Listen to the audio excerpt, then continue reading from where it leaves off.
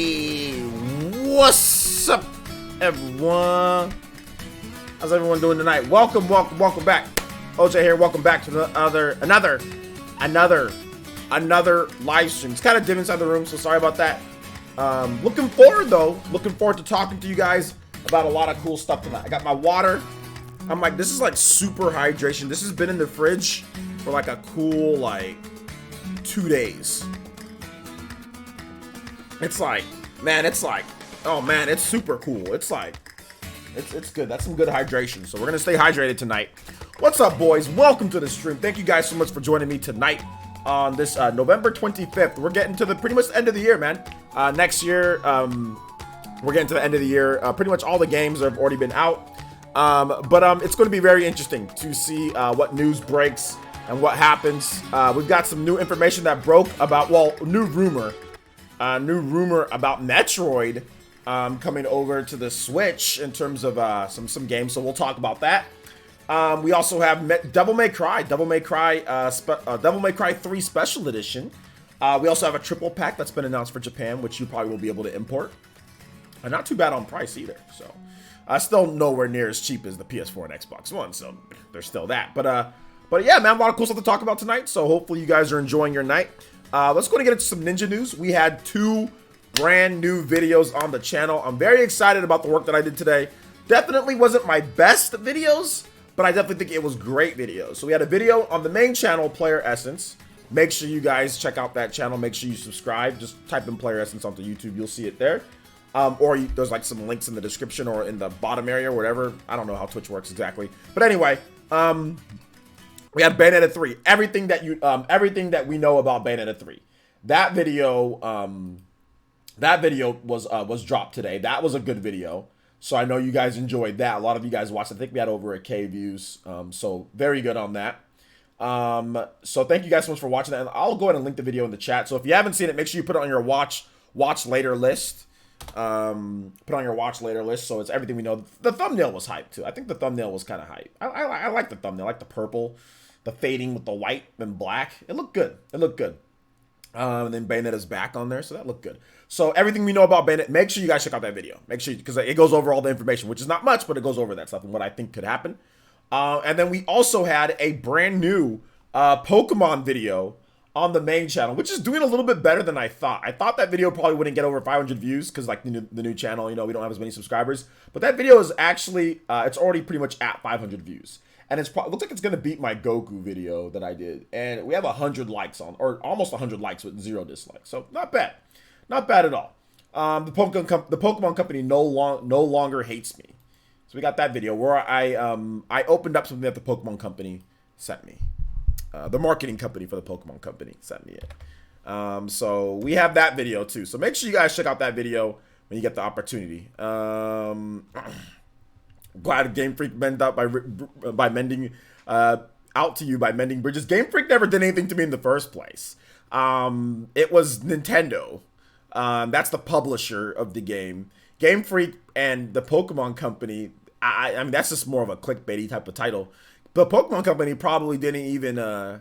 They didn't even care. But I'm working with the marketing company, which is a branch it's like Nintendo's Goal-In branch of PR. Like they're not in the know of like all the other stuff, but pretty much. But yes, Aron, I mean, I agree. I'm glad that they reached out to me. I'm very glad that we got that situated and everything's. I still have a strike on my channel, but yeah.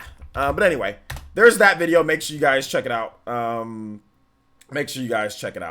All right, so let's go ahead and get into shout-outs. If you guys are here in the chat, feel free to say hi. I'll be more than happy to say hi back. Good to see everybody following in. We got over 50 people watching, so that's definitely good.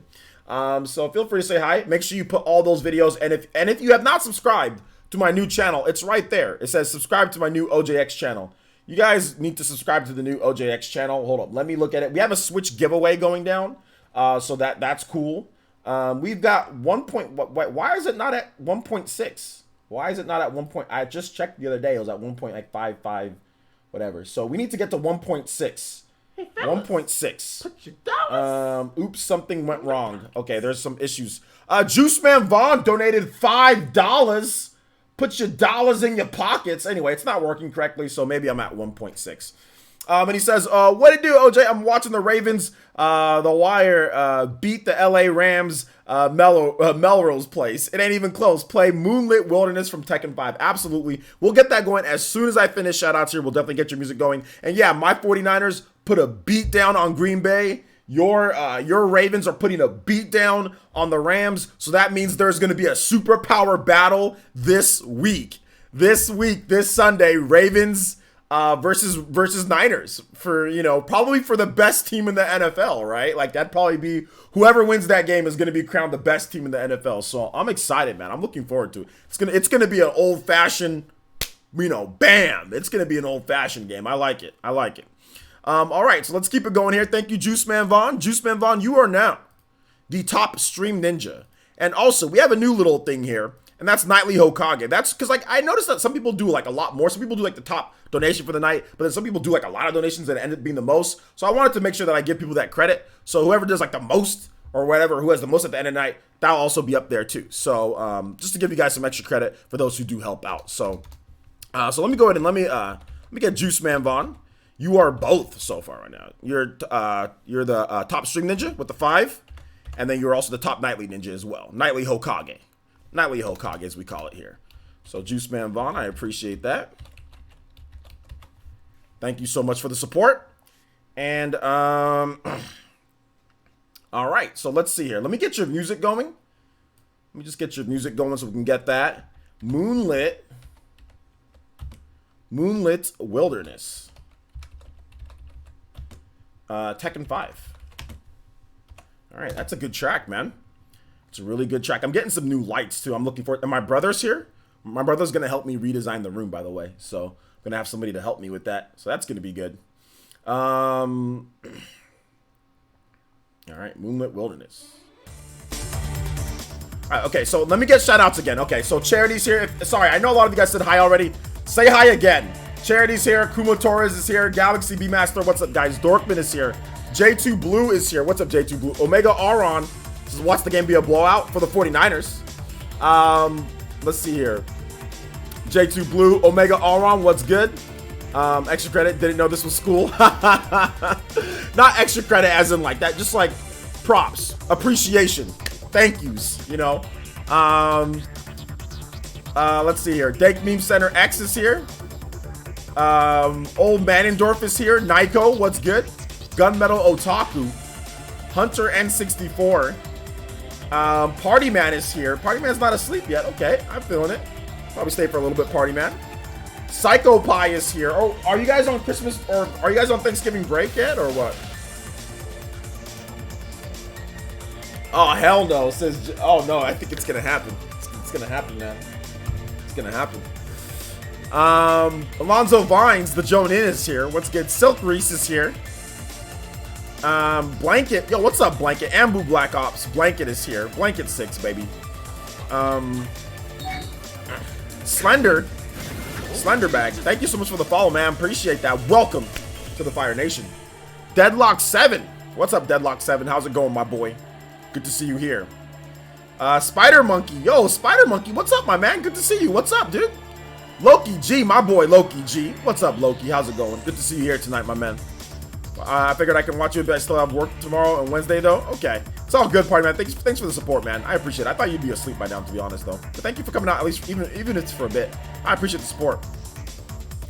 Tomorrow's the last day before break for me. Okay, tomorrow. Okay, so you still have to go to school tomorrow, and then... Okay, but yeah, a lot of you guys still have work or whatever the case. I'm just talking about the college students, or high school students. Or I don't think any grade school students are watching you. But yeah. Do the Third, what's up? Do the Third, how's it going? Good to see you here as well. What's good? All right, did I miss anybody? If I missed anybody, please let me know and I'll make sure to say hi again. Is that Isaiah? Oh yeah, Isaiah. What's up, Isaiah? So yeah, what's up, man? Dorkman is here. What's good, Dorkman? How's it going? Welcome to the stream. Kenko, what's up, my boy Kenko? Good to see you here, man. Welcome to the stream. What's good? TKR Vids, what's up, man? Good to see you here. Shout outs to TKR Vids, the homie. He's here as well. What's good, man? Good to see you. Or good to see your name. Good to see your name at least. Let me see. Let me go back up and let me see if I missed anybody. I'm really feeling it. All right, TKR Vids with the Twitch Prime. Appreciate that, man. Thank you so much for the Twitch Prime. 5 months. Oh. Yo, you know what? I didn't even know, TKR Vids. I see, that's what I get. See, I can't assume. Hey, look, I already told you guys. If you're female, feel free to say so, because my numbers, I'm always very appreciative of any female viewers that we have, because once again, you guys know my numbers are kind of garbage. You know what I'm saying? Like, kind of garbage when it comes to it. So, shout outs to TKR Vids. Shout outs. Welcome to the stream. Welcome to the stream. I had no idea. Thank you for the support too. I appreciate you. Yo, Christian, my boy. Shout outs to Ambu Black Ops Christian. How you doing tonight, my man? Good to see you here. Like always, good to see you here. Remember when you thought Dank was white? I didn't think Dank was white, VC. And good to see you here. I didn't think Dank was white. I just didn't expect him to be black. There's a difference between thinking somebody's white and expecting. I didn't expect it. I didn't think he was white. I just didn't expect him to be black. He could have been, you know, he could have been Mexican. He could have been Persian. He could have been anything else, but I just didn't expect him to be black. That's it. There's a difference, okay? There's a difference. I didn't say he was white. I didn't say that. I didn't say that. I didn't default to that, all right? Let's see here. The numbers are a little lopsided. Bro, it's not a little lopsided. It's like it's pretty much an all males academy. You know what I'm saying? This is not good. This is when it's not supposed to be, you know? Let's see. I mean, there's more. It's not good. It's not good. You know what I'm saying? Let's see here.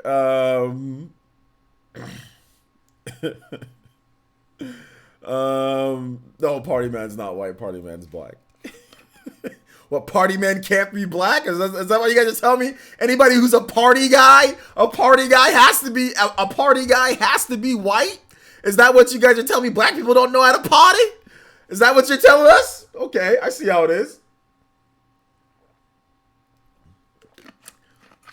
Is that what you're telling me? Shout outs to Chuba. Chuba's here. What's up, Chuba?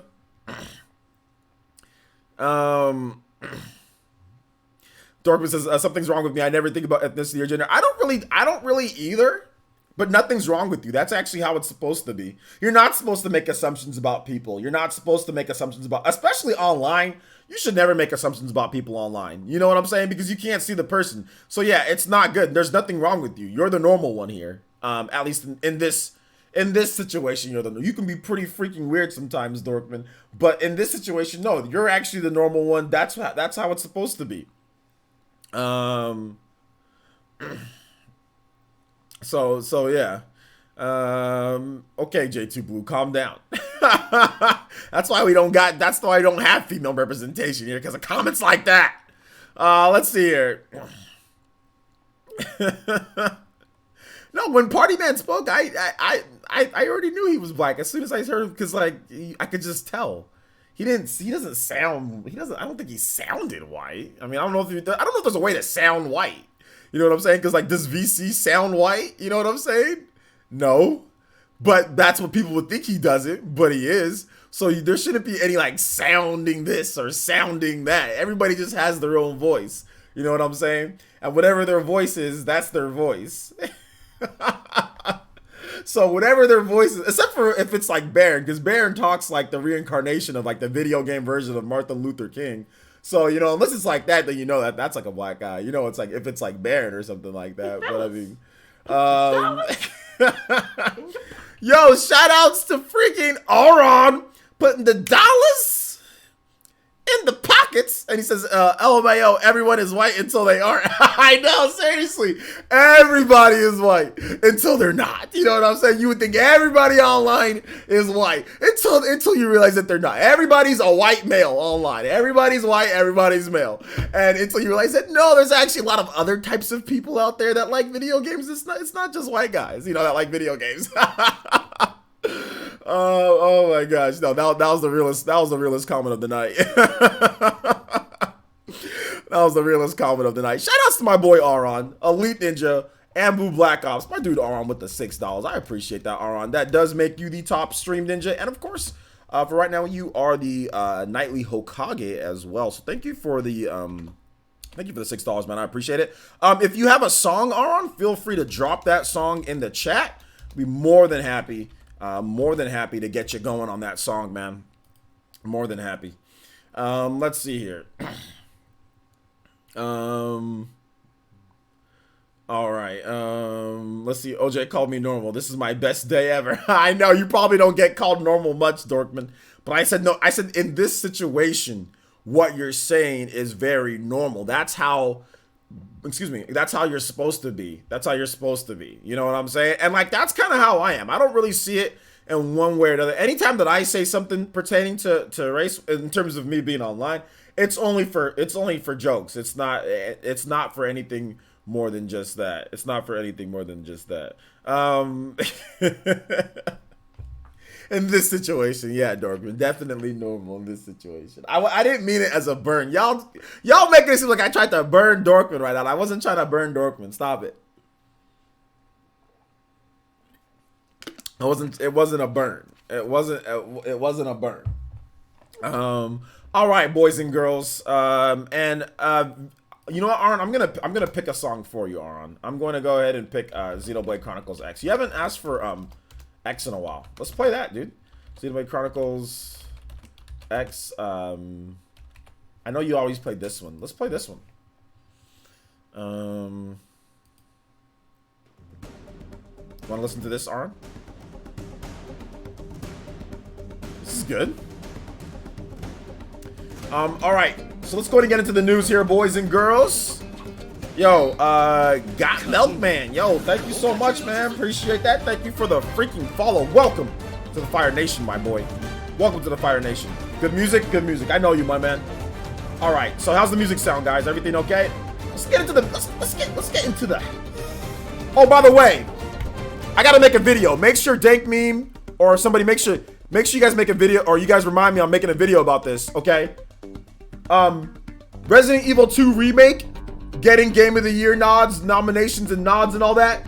We need everybody to keep that same energy when Xenoblade Chronicles Definitive Edition comes out next year. I don't want to hear nothing from nobody about anything. So I just gotta say, keep that same energy when Xenoblade Chronicles Definitive Edition is the best rated game next year. Well, maybe not better than Cyberpunk, and it's probably not gonna beat out Cyberpunk, but I better see a nomination, because that game was a freaking 91 on the Wii, and it's going to be 10 times better on the Switch. So let's keep that same energy. I want to make sure everybody keeps that same energy next year. I don't want to hear nothing from anybody saying, oh, well, it's just Xenoblade Chronicles. No, absolutely not. I don't want to hear nothing. Let's keep that same energy next year. All right, so let's see here. Let's go and get into this news. So recently, on Twitter, there was a comment about a new Metroid game. So what the rumor is, this is from Leaky Pandy. I always called them Leaky Panda, but it's not Leaky Panda. It's Leaky Pandy. Leaky Pandy. Leaky Pandy says this on Twitter. Where is that? Okay, here's what Leaky Pandy says. Leaky Pandy says this. This is what Leaky Pandy says.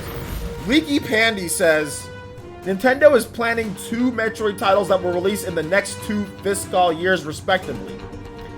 One is a re-release of the Metroid Prime Trilogy HD, which it's not really a re-release. I guess it's a re-release of Metroid Prime Trilogy, but it's the first time that it's in HD. It's never been in HD before. It's actually only been in SD. It's been upscaled from the Wii, but not really HD. I would guess if they put these on the Switch, they'd actually really be in HD. So a re-release of Metroid Prime Trilogy, but this time in HD. The second one is Super Metroid Remake that mimics Samus Returns in style and scope. So what that means in style and scope, sorry guys, what that means that Metroid Samus Returns That game was a remake, but it was a complete gameplay evolution, right? They added in new elements, they added in different things, they added in kind of like different sectors and areas. Like there was a lot of stuff added into the point to where it was almost like, for example, like it was like Resident Evil, right? It was like Resident Evil 2 remake. It was like that, but for Metroid Samus Returns. So they're saying that there's going to be Super Metroid remake, or Leaky Pandy is saying that there's going to be a Super Metroid remake, and there's also going to be Metroid Prime Trilogy within the next 2 fiscal years. Okay, so that could mean from this point until March, we're going to see. So basically what he's saying here, or what this person is saying, is that from this point to March, Metroid Prime Trilogy is probably going to be released, or a Super Metroid remake. So from now until March, at some point, there will be a Metroid Prime Trilogy HD, or there will be a Super Metroid remake. One of those 2 games is releasing by March of next year.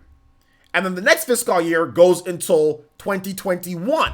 So by then, until 2021, there'll be a Super Metroid remake. And then probably after that, by 2021, the end of 2021, or maybe by 2022, then Metroid Prime 4 is ready to go. So that's essentially what this is saying here, kind of breaking it down. And then Baron, of course, says something stupid. You know what I'm saying? Like right after that, Baron says this would not go over well with fans. I don't know why he'd say something like this with this measly 4 likes, okay? With this measly, paltry amount of 4 likes. Who liked this? Who said that this is not going to go over well with fans?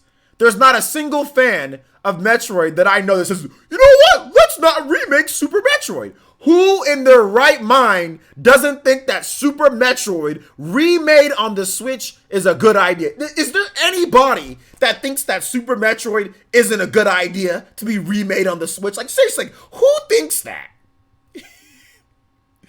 Who thinks that? Who thinks that it's not a good idea to remake Super Metroid in the scope and the style? I'm sorry, I gotta call Baron out on that. I don't know what he's talking about here. That's fantastic news. Okay? That's fantastic news. Yo, since I don't know how to say the name, but thank you so much, man. Welcome to the Fire Nation. Thank you so much for following. Appreciate that. No, Baron's the homie, guys. I'm just messing around. Baron's the homie. But I don't know why he'd say that. I don't know. Oh no, I do know why he said that, because he said that let's talk, instead of focusing on what Baron said, let's focus on what he was saying about that. So basically he said that, oh well, nobody wants to wait 2 fiscal years for Metroid Prime 4. But the problem with that is that games take time to make, right? If you want to make Metroid Prime 4 to be all that it needs to be, it restarted development this year. Well, it takes 2 to 3 years to make games. I would say it's going to take about 3 years to make Metroid Prime. Like, to make a really good Metroid Prime 4, you need to give the devs at least a few years, right? I would say. I mean, Breath of the Wild took like 5 years to make. 4 to 5 years, right? So, I mean, I would guess Odyssey took maybe about a good 3 to 4 years. So, don't they need time to make the game? I mean, what are they supposed to do? The game's supposed to be out in 2 years? I doubt it. It's going to be 2.5 to 3 years, right? So, I don't understand why it wouldn't go over well with fans. I don't understand, like, what do you mean? We all knew that it was going to be a wait for Metroid Prime 4, you know? So I don't understand what's going on here. I don't understand what the problem is. And most people thought it was great news. Everybody that was commenting on it said, yo, this is good news if this happens, if this is true. Direct Feed Games chimed in and said, hey, you know what? This has been rumored for a while, so that means it's probably going to happen. You know, I talked about it in a video. I said in a video, because I had heard, you know, and of course, just not wishful thinking, but guesswork, and I did hear some murmurs that, yeah, there's going to be a 2D Metroid game. And I even talked about some type of remake, like a Fusion or Super Metroid, or a brand new Metroid game. So this is something that I've talked about too in a video a while back. So it is what it is there. It is what it is there. But enough of me jabbering about everything. What are you guys' thoughts? Let me know. You can tag me at PlayerEssence, #PlayerEssence, just PlayerEssence. I'll be more than happy to answer you guys' questions. Thank you, Master Dragon, for the host. Also, Algeria, thank you so much for the follow. I appreciate that. Thanks for the follows, guys. We have had like, what is it, 3-4 follows since we started? Four follows since we started. Thank you, man. Five new followers. Thank you. Thank you so much. I haven't been drinking water today. I need to drink more water. All right, so let's keep it going. What are you guys' thoughts on this? I thought it restarted in 2018. No, it restarted. Was it 2018 that it restarted, or was it 2019 that it restarted? Which one? I thought they announced it this year that it restarted. I thought they announced it in 2019 that it restarted, like early 2019, like at the Nintendo. When did they? Or they just put out a video? I think they just put out a video. It was the restart was this year. Yeah, it was this year that was the restart, not last year. So yeah. There's no problem if this is true. This is awesome. Yeah, I agree. You guys are kicking Baron out of the Astral Chain gang. Literally between Soul Calibur and Dreamcast, the Metroid Prime. Hold up. It's literally between Soul Calibur on the Dreamcast and Metroid Prime games, truly deserving 10 out of 10. Yeah, I think also Super Mario World, that's a 10 out of 10 to me. And I think the original Mario Bros, Super Mario World, those are 10 out of 10s to me. For me at least. Super Mario World, Mario 64, that could be a 10 out of 10 too, as well. I think the original Halo could be a 10 out of 10. Let's see here. Pardon me, says, I think it's dope that we most likely will get more Metroid on the Switch. This is something fans have been asking for. Absolutely. Deadlock7 says, Nintendo did recently state due to success of Link's Awakening remake that they could consider more remakes and remasters or something like that anyway. Well, I mean, I think they've already been doing, like, possibly been doing like remakes and remasters. I mean, that's something that I know that they are already planning. This probably would have already been planned, right? Like before Link's Awakening, if they're working on this Metroid game. So, but yeah, absolutely. I think that there's definitely going to be more to come. But they did also say that, well, they don't want to just completely make you do remakes, right? They said if it makes sense, we can do it, but they want to focus on new games. They did say that. So I think in certain situations, yeah, you're going to get those remakes, but they're not going to be making remakes, like 3 or 4 remakes every single year or something like that.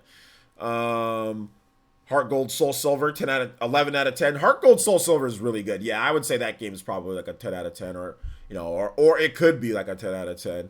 That's a really good game. Heart Gold Soul Silver is really good. If they need to remake that. That's what I'd like to see remade. That'd be a large project though to remake a game like that.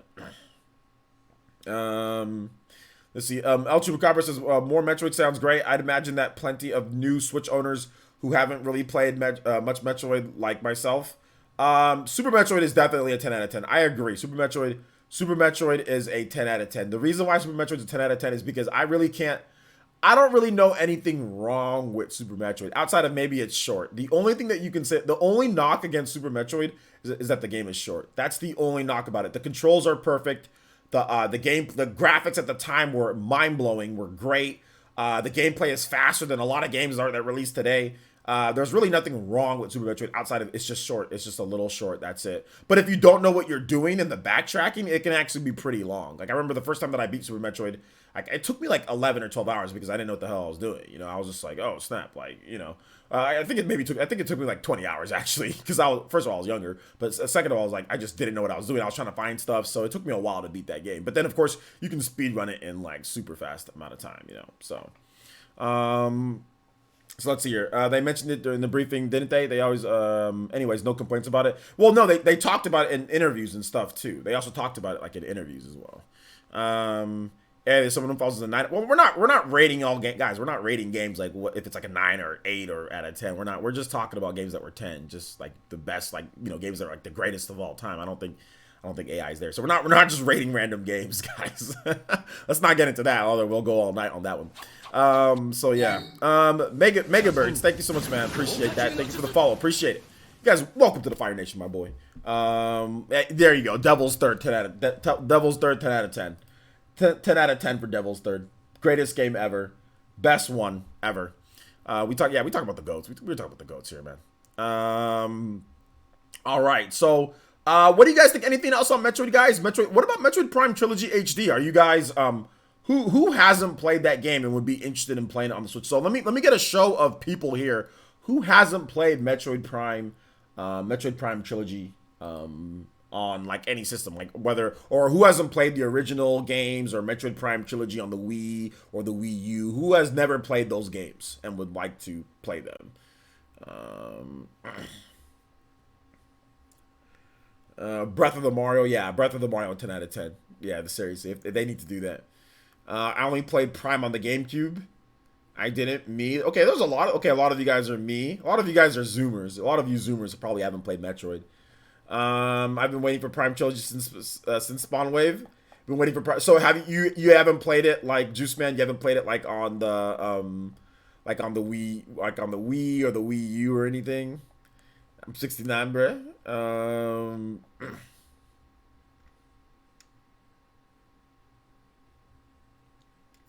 I'd love to play the trilogy. Okay, there's so many people here that haven't played it. See, this is the reason why it's a good idea to re-release it. Look how many people here like, oh, I'd like to play it, but I've never played it before. I'm waiting, because John said this or whatever the case is.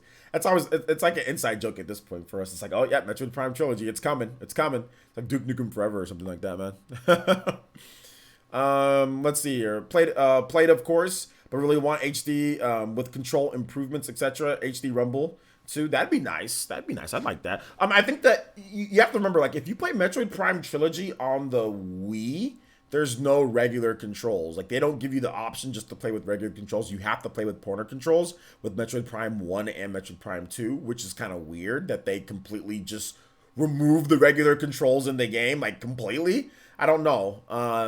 But yeah, it would have been nice for the option. Obviously, with the Switch, you'd have to go back to where people can be able to play it in handheld mode. Or with the controller. So yeah, so I think that, or yeah, you have to be able to make it to play like in handheld mode. For example, like what was it? Pokemon Let's Go Pikachu and Eevee. That doesn't have regular controller controls, but if you're playing it in handheld, it gives you regular controls. So at some point they'd have to let us play regular Metroid Prime. I don't think they'd make us use like a Wii remote or the i or the Joy-Con, just one of them, and do that. So yeah, that'd be dope. I'd be down to play them. Switch more? What do you mean by switch more? I got Trilogy on the Wii U. Yeah, I got Trilogy on the Wii U too. I got Trilogy on the Wii as well. I got the original games too, like Metroid Prime on the GameCube and the Metroid Prime 2. I got those as well. 2D Metroid greater than 3D Metroid. I like 2D Metroid more than 3D Metroid, but it's good to have both of them. It's like, why only have one when you can have both, right? So it's like not like an either or, it's a both in this situation. It's not like they're making like, and that's how Nintendo's actually always been. Even when Metroid Prime came out, what came out with it? Metroid Fusion came out with it. So Nintendo's always been like a both. They've never been an either or. It's always been a both. Like when Metroid Prime was in its heyday, we were getting Game Boy Advance Metroids, right? We got Metroid Fusion, we got Metroid Zero Mission. So it wasn't like we stopped getting 2D Metroid games, right? And they were still super high quality, really good, 8+ out of 10 or 9 or 10 or whatever you want to rate it. They were still really high quality Metroid games. So it's not like it was never an either or, but yeah, you're right. I mean, I do like, well, not you're right, but I agree. I do like 2D Metroid, but it doesn't really matter which one's better. We get both at this point, Flip mode, Flip 999, Flip 999. What's up, Flip mode? How's it going? Let's see here. I don't know if I believe there's a Super Metroid remake in the works since the original game is on the Switch Online. If anything, we could see a Metroid Fusion get a remake. I don't think the original Switch game being online has anything to do with it, because, for example, like they remade Seiken Densetsu, which is on the Switch collection, right? And Seiken Densetsu 3 is still being remade, so I don't really think it has anything to do with that, to be honest. I think that if they want to remake Super Metroid, they're going to remake Super Metroid. So no, that has nothing to, I don't think that those don't really have anything to do with each other. Mercury Steam, I mean, heck, they probably started working on it before the Super Nintendo games even got out. If that's the case, because the Super Nintendo games didn't come until this year. Metroid Samus Returns was done 2 years ago. So if they started working on the Metroid remake, like let's say 2018, that was before the Super Nintendo games even were a thing. So I don't think they just said, oh, we're going to make a Super Metroid remake. And then like, oh, well, it's not because of Super Metroid's on this thing. Like, if this is true, that means that was before the Super Nintendo games were even a thing on the Switch. It's a rumor though. It's a rumor, but I don't think that would be the reason why the rumor is wrong or not happening because of a Super Nintendo game. If anything, it might add more fuel to it, in my opinion. Let's see here. Tommy Raiku, what's up, Tommy Raiku? How's it going? Yeah, exactly. It doesn't count out being remade because like we've seen multiple companies put out a classic game then remake the game, right? Like I said, just with Seiken Densetsu 3. I mean, they really could have just not put out Seiken Densetsu 3. They could have just waited and then just released Seiken Densetsu 3, but they still released the Collection of Mana, which has Seiken Densetsu 3. Then they're also releasing a remake of Seiken Densetsu 3. So So I mean, it just depends. It just depends. But we'll see. We'll see. Colin P. Mitchell. Even if it's not but here's the thing. Even if it's not Super Metroid, that's fine. Whatever they remake, it's fine. Or if they make a new game, that's fine. If they remake Fusion, great. If they remake Super Metroid, great. If they remake the original Metroid, great. If they remake Zero Mission, great. I don't care what 2D Metroid they remake. If they can remake they're all good. There's never been a bad 2D Metroid game for the most part. All of the mainline 2D Metroid games are all fantastic. Heck, Metroid Prime Pinball is even good. The only game that I don't like is Metroid Prime Federation Force, but that's just Federation Force. You know, if you're talking about like 2D Metroid, they're all good. Every single Metroid game that I've played is fairly decent. You know, I've played all the Metroid games. I think there's like, what, 13, 14 Metroid games? I've played them all. I've beat most of them too. So, I mean, like, Other M. If they remade Other M can be a really, really good game. I think Other M is not an amazing game. I think it's an okay to good game at times. It has its highs and its lows. But if they remade Other M, they can make it actually good. Just a couple dialogue changes here and there, a couple gameplay changes here and there, and the game would be a lot better. The game would be a lot better. The controls, I don't think that's like the dialogue that everyone says that's the worst part about the game. I don't think that's the case. I think the worst part about the game is the controls. That's the worst part about the game is the controls. The controls are the worst thing in the game. You could literally ignore the story. If you don't care about the story, you can just turn off the TV. I don't care. Gameplay, at the end of the day, gameplay is gameplay. That's what Metroid is known for, the gameplay.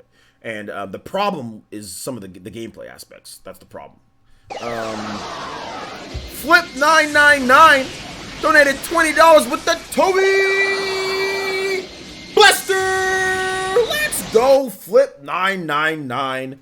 Yo, thank you so much for the $20 donation. He says, keep up the good work, bro. Play something for the ninja. All right, man. How about we'll play this? Ooh, Fire Emblem. We bringing that heat just like Flip999 is bringing the heat with the Toby Blaster. Thank you so much, man. Flip999, Flip Mode, my boy. You are now the top string ninja. This song is so fire, by the way. Pardon the pun or whatever. No pun intended, but this song is fire, dude. I love this song. Oh yeah, by the way, not soundtrack of the year, guys. Just not good enough for soundtrack of the year. Let's listen to Death Stranding music instead. I want to kick Jeff Keighley in the shin. I really do want to kick him in the shin. Just one good kick in the shin for Fire Emblem not getting nominated for soundtrack. I don't care if he doesn't pick. It's his job to make things right. The fact that this game isn't on there, I don't care. I want to kick Keighley in the shin. I'm going to do it one of these days. I'm going to say, this is for Fire Emblem. One good kick in the shin, then run before his bodyguards tackle me. All right, so let's see here. $20. Thank you so much, Flip. Appreciate that. Nindy Gamer with the 100 core crystals. Appreciate that. We'll get your message off in just a bit. So thank you so much. Flip99 Flip Mode, you are now the top nightly Hokage as well. Thank you so much, Flip Mode. I appreciate that, dude. I appreciate that. Let me make sure I put out there. Okay. Nindy Gamer with the 100 core crystals says, can you play the Terrain Theme 3 from the original StarCraft? Absolutely. And also, Leaf Cruz Jr., thank you for the subscription. Appreciate that. Welcome to the Elite Ninja Village. Yeah, and this is for Xenoblade, and I'm gonna call him my support, like Marvel vs. Capcom. You know what I'm saying? Be like, psh. Like, and this one's for JJ. This one's for Octopath, and this one's for Xenoblade. You bum. I'm gonna kick him, and I'm gonna be Black Keighley, so I'm gonna be able to blend in with the crowd. They're gonna think that I'm somebody super important. But no, I'm just OJ, and then I'm gonna kick him a couple times in the shins, just for all the snubs. It's all Keighley's fault. It's all Keighley's fault. By the way, I need to make sure that I say this and that I'm joking. I'm not serious. I'm not going to assault Keighley if I see him over this. Okay, let me just make sure I get this clear before somebody goes, oh, this black man is threatening to assault Keighley. Oh. Then go cry and make a video or something stupid. Let me just make sure I put that out there. It's a joke.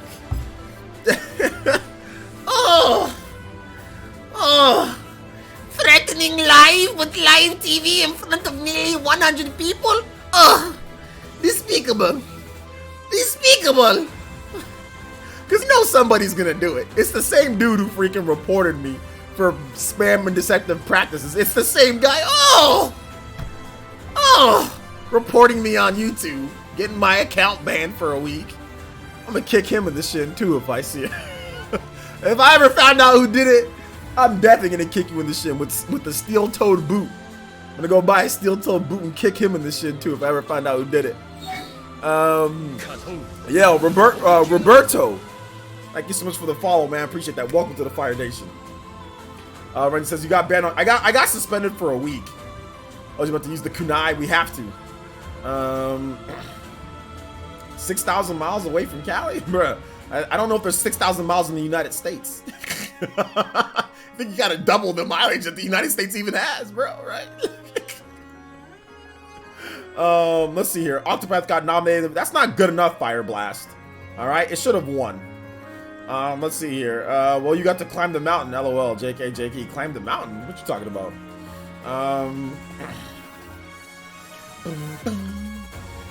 We need to find a way to be a part of the panel that chooses the games. That's never gonna happen. They don't pick normal YouTubers, by the way. Easy Allies is part, like, they're YouTubers, but Easy Allies is part of the cast because Easy Ally. You have to remember, Jeff Keighley and Easy Allies go back. Jeff Keighley worked with GameTrailers.com to host the bonus round. What's GameTrailers.com? GameTrailers.com that's the old Easy Allies. For those who don't know, Easy Allies used to be GameTrailers.com. GameTrailers.com went out of business, and then they became Easy Allies. So that's the reason why. That's the link between Easy Allies and Jeff Keighley. So because he used to host the bonus round on GameKillers.com. So there you go. And also used to be there for promotional events, things like that. That's actually where I first saw Jeff Keighley. Was actually at a Game Trailers event back in 2012, the GT Film Fest. By the way, if you guys go on my old channel, PlayerEssence Gaming, you can watch the footage that I have there with Stuttering Craig and also Shane Satterfield, which they went off to do their own things as well. But that was the old school there, and Jeff Keighley, that's the first place where I even saw Jeff Keighley. So when people talk about how, like, I remember when I was on the Spawncast, and like people, like, you know, I remember, I think I Click or somebody said, oh, well, people just don't see Jeff Keighley as the person, like, you know, like that they want to be around or know or powerful. That's not true, because even back in 2012, people were gravitating around Jeff Keighley at the Game Trailers Film Fest, and that was 2012. He's got way more. I mean, that was 2 years before the first Game Awards show that he put together, right? And look at it now. Now I mean, he has a show that has millions upon millions of viewers every single time, so that's big, right? And people were gravitating and huddling around him and talking to him and wanting to get, you know, and wanting to be on his good side back in 2012, you know? So, I mean, obviously it's magnified now 7 years later. So,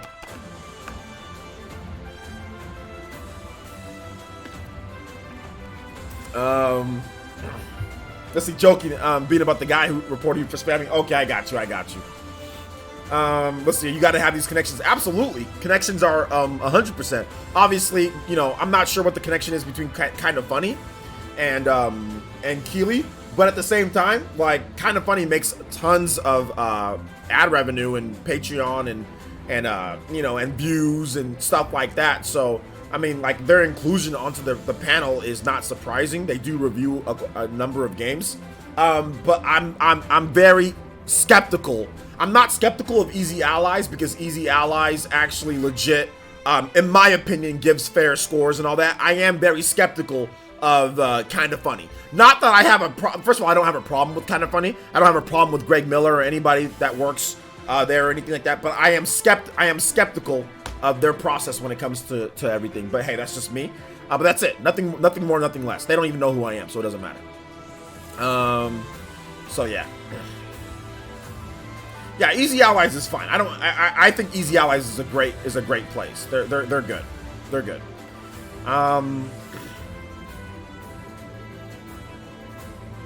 They're good.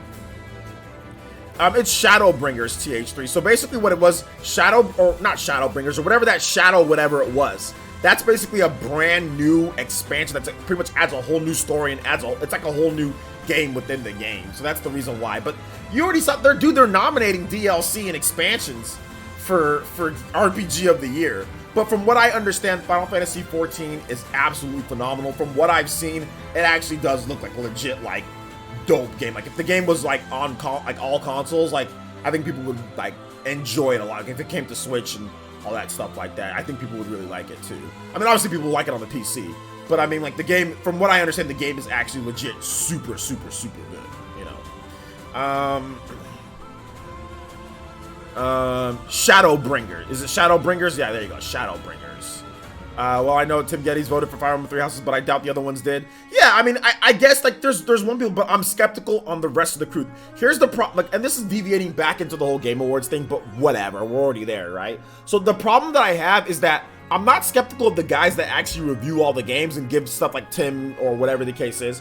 I'm skeptical of the people who don't play anything for review or who are just part of the crew and they have like a game or two to review and they're voting on all this stuff and they don't know all the games. Because if you miss Fire Emblem and if you miss, like, you're clearly missing the best games of the year. These are like swing and a miss. To sit here and say Fire Emblem shouldn't even be nominated for Soundtrack of the Year, that is a clear swing and a miss. Like, that is so blatant that people didn't play the game. Like, it's pretty blatant because everyone says that Fire Emblem soundtrack is absolutely phenomenal. You know what I'm saying? And like, you're nominating things that have licensed music. You're nominating Jump Force. Like I said, the fact that Jump Force made it into this shows that there is a major flaw in the voting process because people aren't playing the games. Nobody thought Jump Force was a good game, yet Jump Force gets nominated. Why is Jump Force? Nobody can give me a straight answer why Jump Force is nominated. Not Keeley, not anybody. Nobody will admit to voting for Jump Force. Nobody will say they voted for Jump Force. When you talk to these people, nobody says that they voted for Jump Force. Jump Force somehow shows up on the ballot. Why is it there? Why is it there? Jump Force does not deserve to be there. Jump Force shouldn't be on the... Why is it there? Nobody wants to give me a straight answer why Jump Force is there. Either Bandai Namco paid for it, or people, like I said, or people saw Goku and Vegeta and they don't play fighting games. Like, oh, I don't play none of this crap. Let me just vote for this. There's Goku in the game. You know, there's no reason for that game to be there.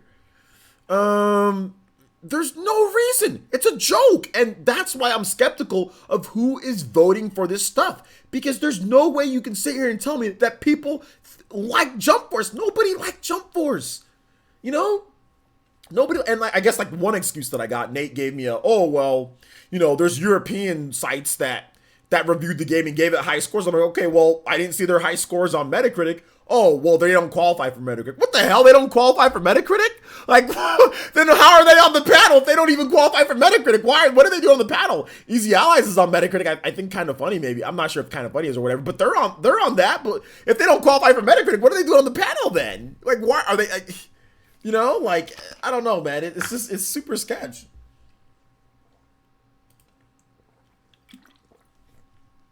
It's super sketch.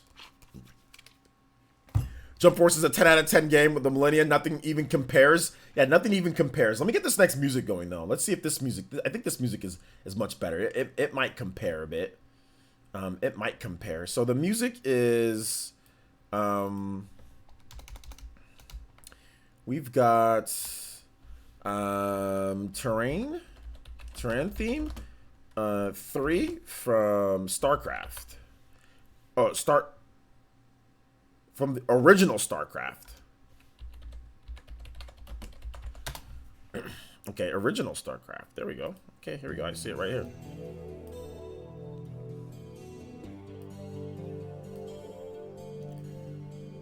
All right.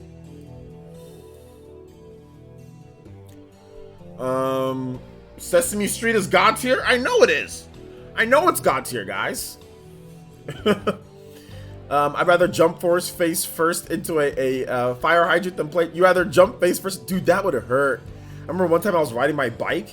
Oh no, that was a mailbox. Or was it a fire? No, it was a mailbox. I remember one time I was riding my bike and I hit a mailbox. And the mailbox like made me like pirouette off my bike. And that hurt, dude. So I imagine like a fire hydrant. Face first, you might lose some teeth, man. That would suck. I think I'd rather play Jump Force than do that. I need all my teeth to be there. I need my face to look, you know, I can't be getting bodied by a fire hydrant. I think I'd rather, I mean, I play Jump Force, so. They make it like Power Rangers Fight for the Grid didn't release. Yeah, no, they make it like, the game that I would put is Kill Lock Kill. Kill Lock Kill was clearly the better game. It was clearly the game that should be nominated. I mean, in my opinion, at least. But yeah, Power Rangers Battle for the Grid, you're right. Nobody covered that game, though. That was the excuse for that one. Nobody covered the game.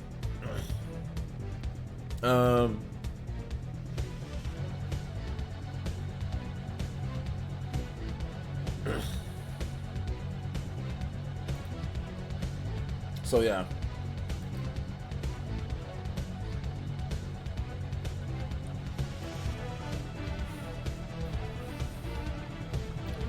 It's weird hearing this song. Also hearing Soul Calibur 5 Good to Go, sir. Okay. Switch version of Sam's show got delayed to Q1 2020. I don't care. That's great. That's good. Good. They need more time to work on it. Good. Delay it. I don't care. But shout outs to Samurai Showdown. Let's see here. I thought you said Soul Calibur 5 is an acronym for the unit in StarCraft. Okay, I thought you meant Soul Calibur 5. I was like, what? So that SC5, that's Soul Calibur. Have I never played StarCraft? I've played StarCraft, but I don't know StarCraft. But I've definitely played it. There was this super nerd that lived in my dorm that had StarCraft, and he was like, dude, you have to play StarCraft. You have to play StarCraft. I'll teach you how to play StarCraft. And I was like, okay, I'll play StarCraft. So then I played StarCraft for I think 3 or 4 games on his laptop, and I was like, cool, StarCraft. But I didn't know anything. But that was the only time that I've actually played StarCraft, was at that point. I played Command and Conquer though.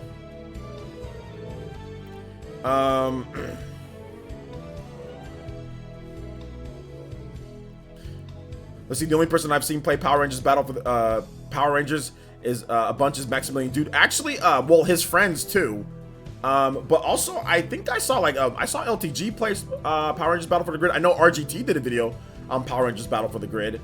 And I think there's definitely been some other people who played it a bit, but yeah, it wasn't like a heavily, publicized type of game, but the game is solid. It's a solid fighting game, so yeah, I'd rather get stabbed in the leg than play Jump Force. That's not true. That's not true. What if you get stabbed in the leg and you die? You died over not wanting to play Jump Force. You can get stabbed in the leg and die, right? Like, that's not true. That's not true. They nominate Control. I got Control. It's in my Xbox. It's in my Xbox One right now. I'm gonna play some Control. I'm gonna definitely play some Control. J2 Boosters, I found it surprising that some of the other Spawncast crew were questioning the. I found it surprising that even some of the other Spawncast crew were questioning the legitimacy of the TGAs. I didn't find that surprising at all. Maybe. I mean, I was a little bit surprised by Dreamcast Guy's take. But then again, Dreamcast Guy, he's brutally honest with stuff. But I was a little surprised on what he had to say, but that's the only person that really kind of surprised me a little bit. Everybody else's take didn't surprise me too much because of the interactions that we got on Twitter, right? I kind of knew what, Click was thinking. I kind of knew I already knew what Nate was thinking with his video, because he made a video on Nate the Hate, which, by the way, I watched the video. I thumbs up the video, even though I don't agree with a lot of the stuff that Nate says, but I respect the heck out of Nate. So I'm never really going to say anything bad. I'm never going to say anything bad about anybody on the Spawncast, to be honest, going forward, obviously. But I'm never going to say anything bad about Nate after he destroyed me a couple of years ago. After I got destroyed by Nate, I'll never, ever say anything truly against Nate ever again, because he actually bodied me. So I learned my lesson then. So even if I feel that I'm right, I won't say anything wrong. And I think you can tell, the respect that I was giving. I was like, okay, Nate, I was clearly, even though he was kind of saying things in a certain tone, I was like, hey, you know what? I'm not even going to sit here and try to argue against it or anything like that. I ain't even going to try to get wild or nothing. I'm going to respect Nate's opinion, and I do respect Nate's opinion. I actually really, really do respect Nate's opinion. I'll never, like I said, I'll never truly, say anything that's too aggressive or even to try to give hints aggression towards Nate, because like I said, I did it before and I got destroyed, and I'll never do it again. I'm not gonna get fooled again, because what if it comes out that all this was legit? You know what I'm saying? Then I'm gonna look stupid, right? So that's the one thing that I learned is don't go too aggressive into one topic, or into one mindset of thinking, especially if there's not any facts to back it up. Don't go too aggressive into that, because if you do, then you're going to find yourself in trouble later down the line.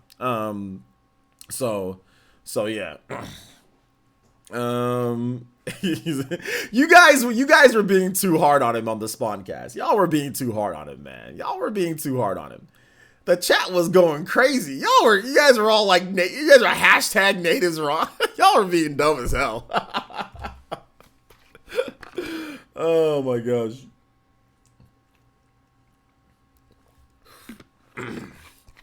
But yeah, that's kind of like the whole Spawncast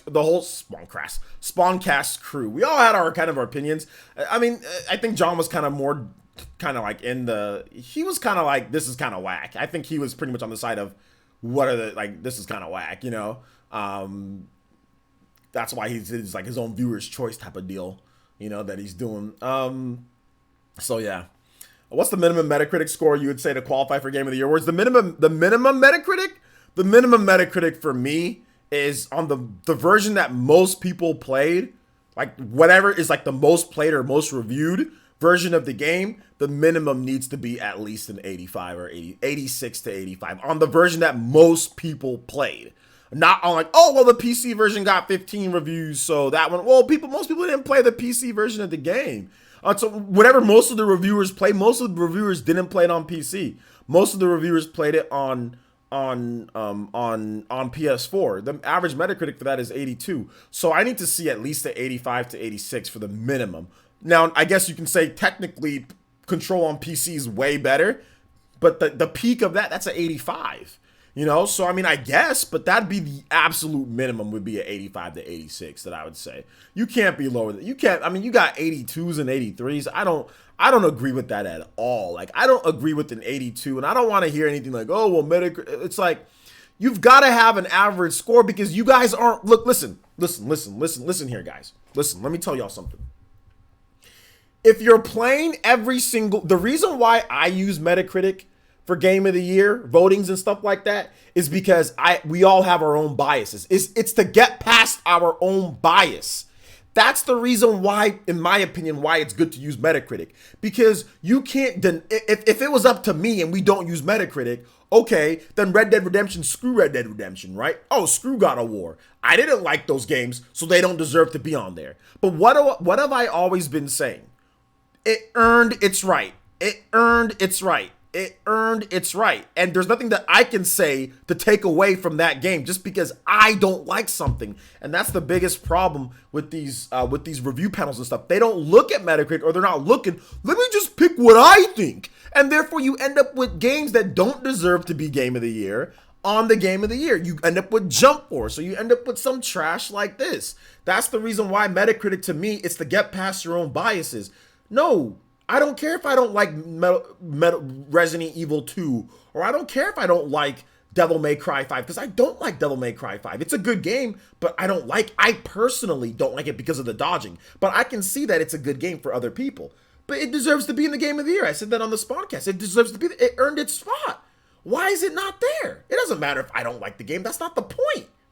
It earned its spot. My problem is that Control and Death Stranding, to me, didn't earn their spots. There's games that were rated way better, but it didn't earn their spot. Death Stranding didn't earn its spot to me. I would remove Death Stranding, or I'd remove Control, whatever the case is, those two games. And I'd insert Devil May Cry 5, and I'd insert, I would insert Devil May Cry 5, and I would insert Fire Emblem 3 Houses. Those are the two games that should have been there instead of Death Stranding and Control, you know? But that's just me. That's just me. And like, if you're including, you know, Dragon Quest 11, I guess, you know, that would be that could be a thing in there too as well. But I mean, it's like whatever on that one, you know.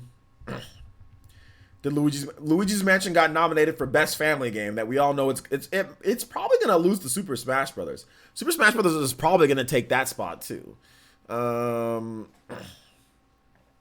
So if Metacritic matters so much, why don't we just get them to host the awards each year? Metacritic isn't a thing to host. What do you mean them? It's just a bunch of nerds sitting behind computers. Dude, there's no host or anything like that in terms of Metacritic. They just put together scores. They just put together aggregate scores of games. They don't need to host it.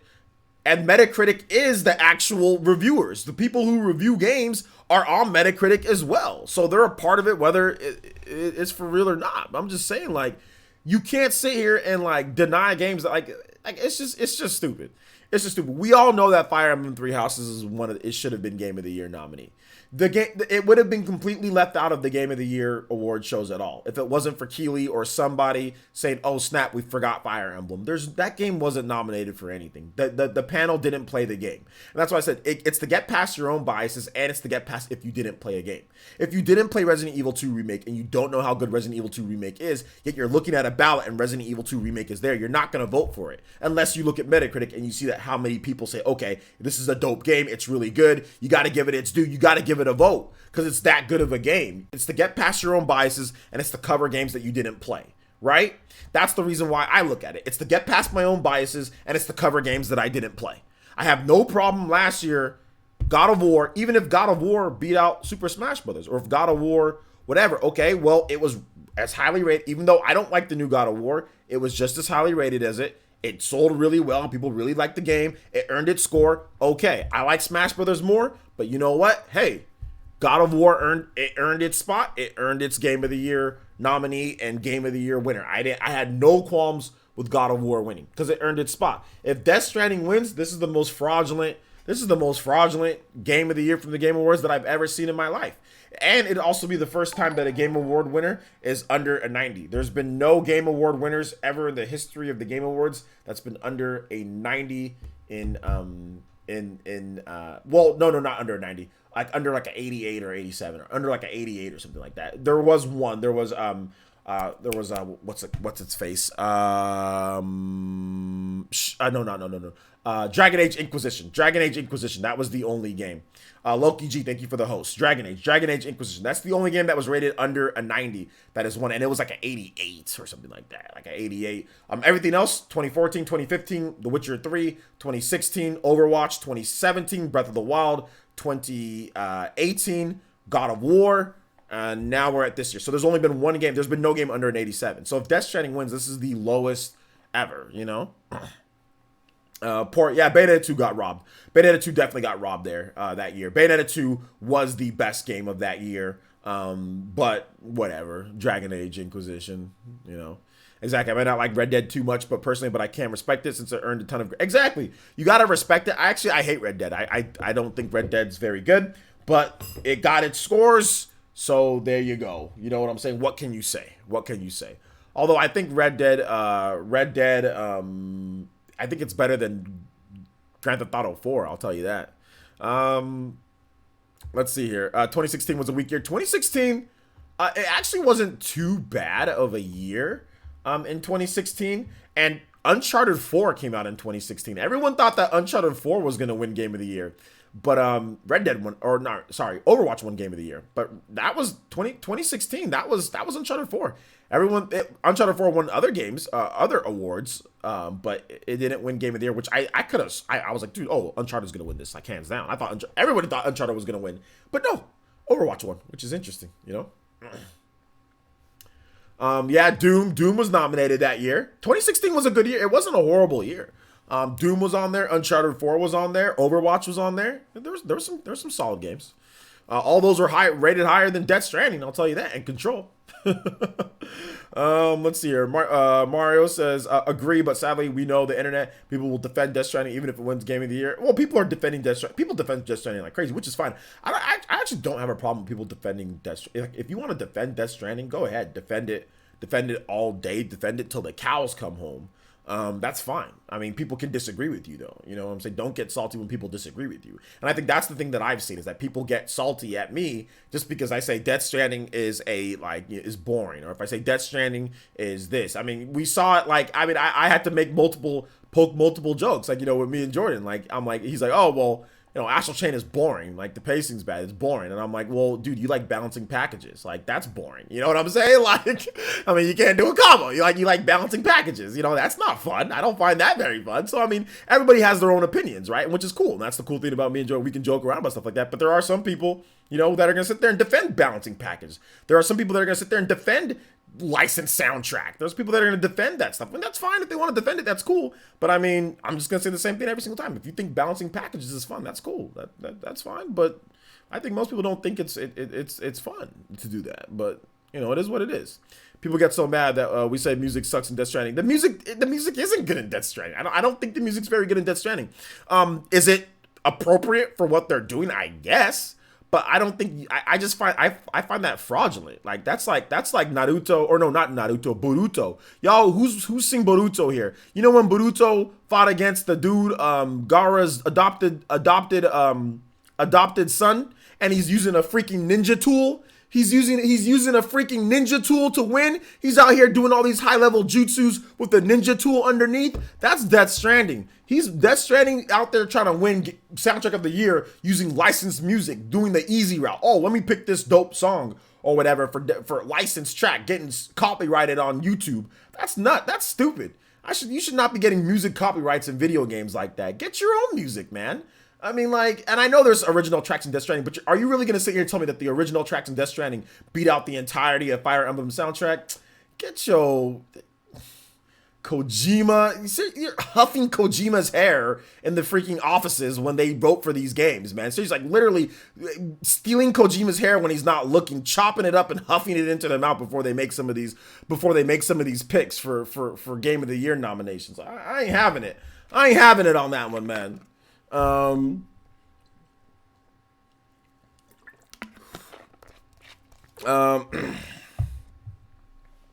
yeah.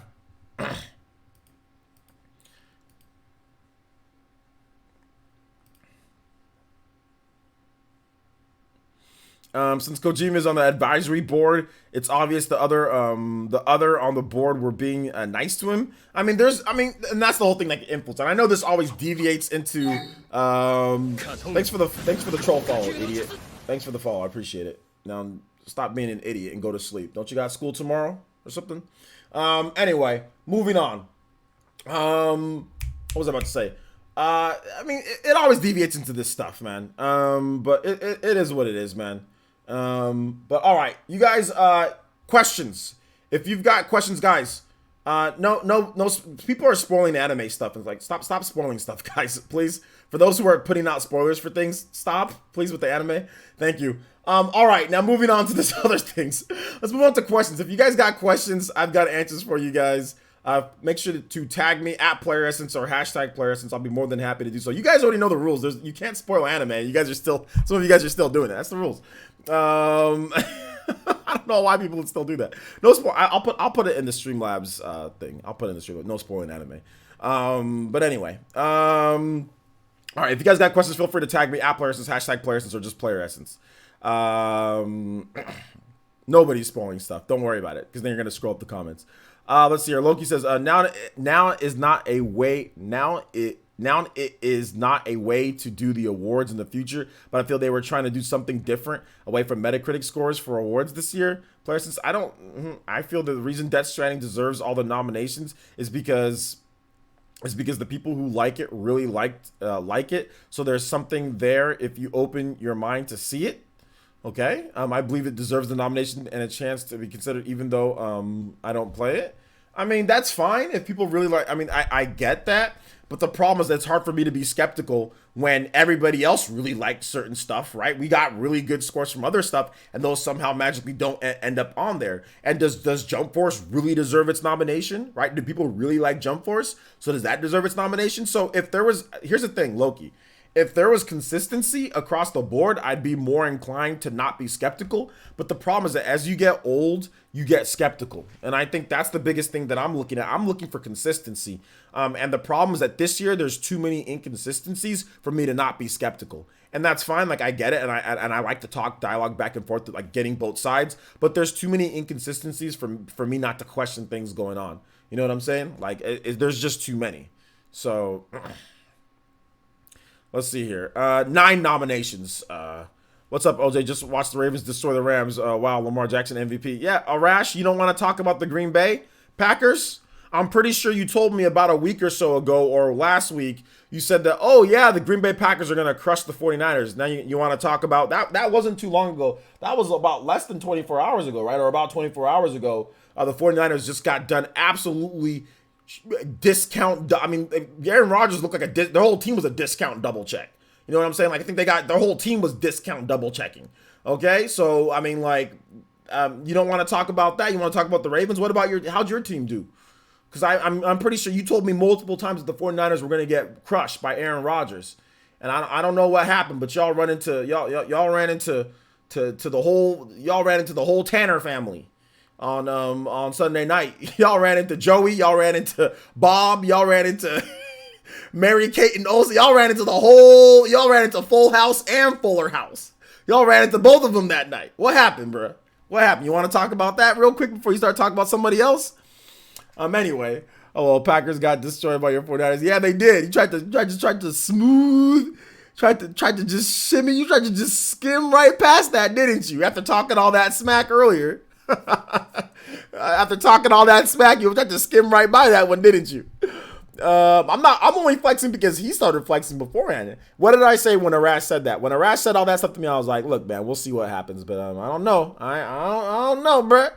I don't know. Because here's the thing. Here's the thing about the Niners, boys. Here's the thing about the Niners.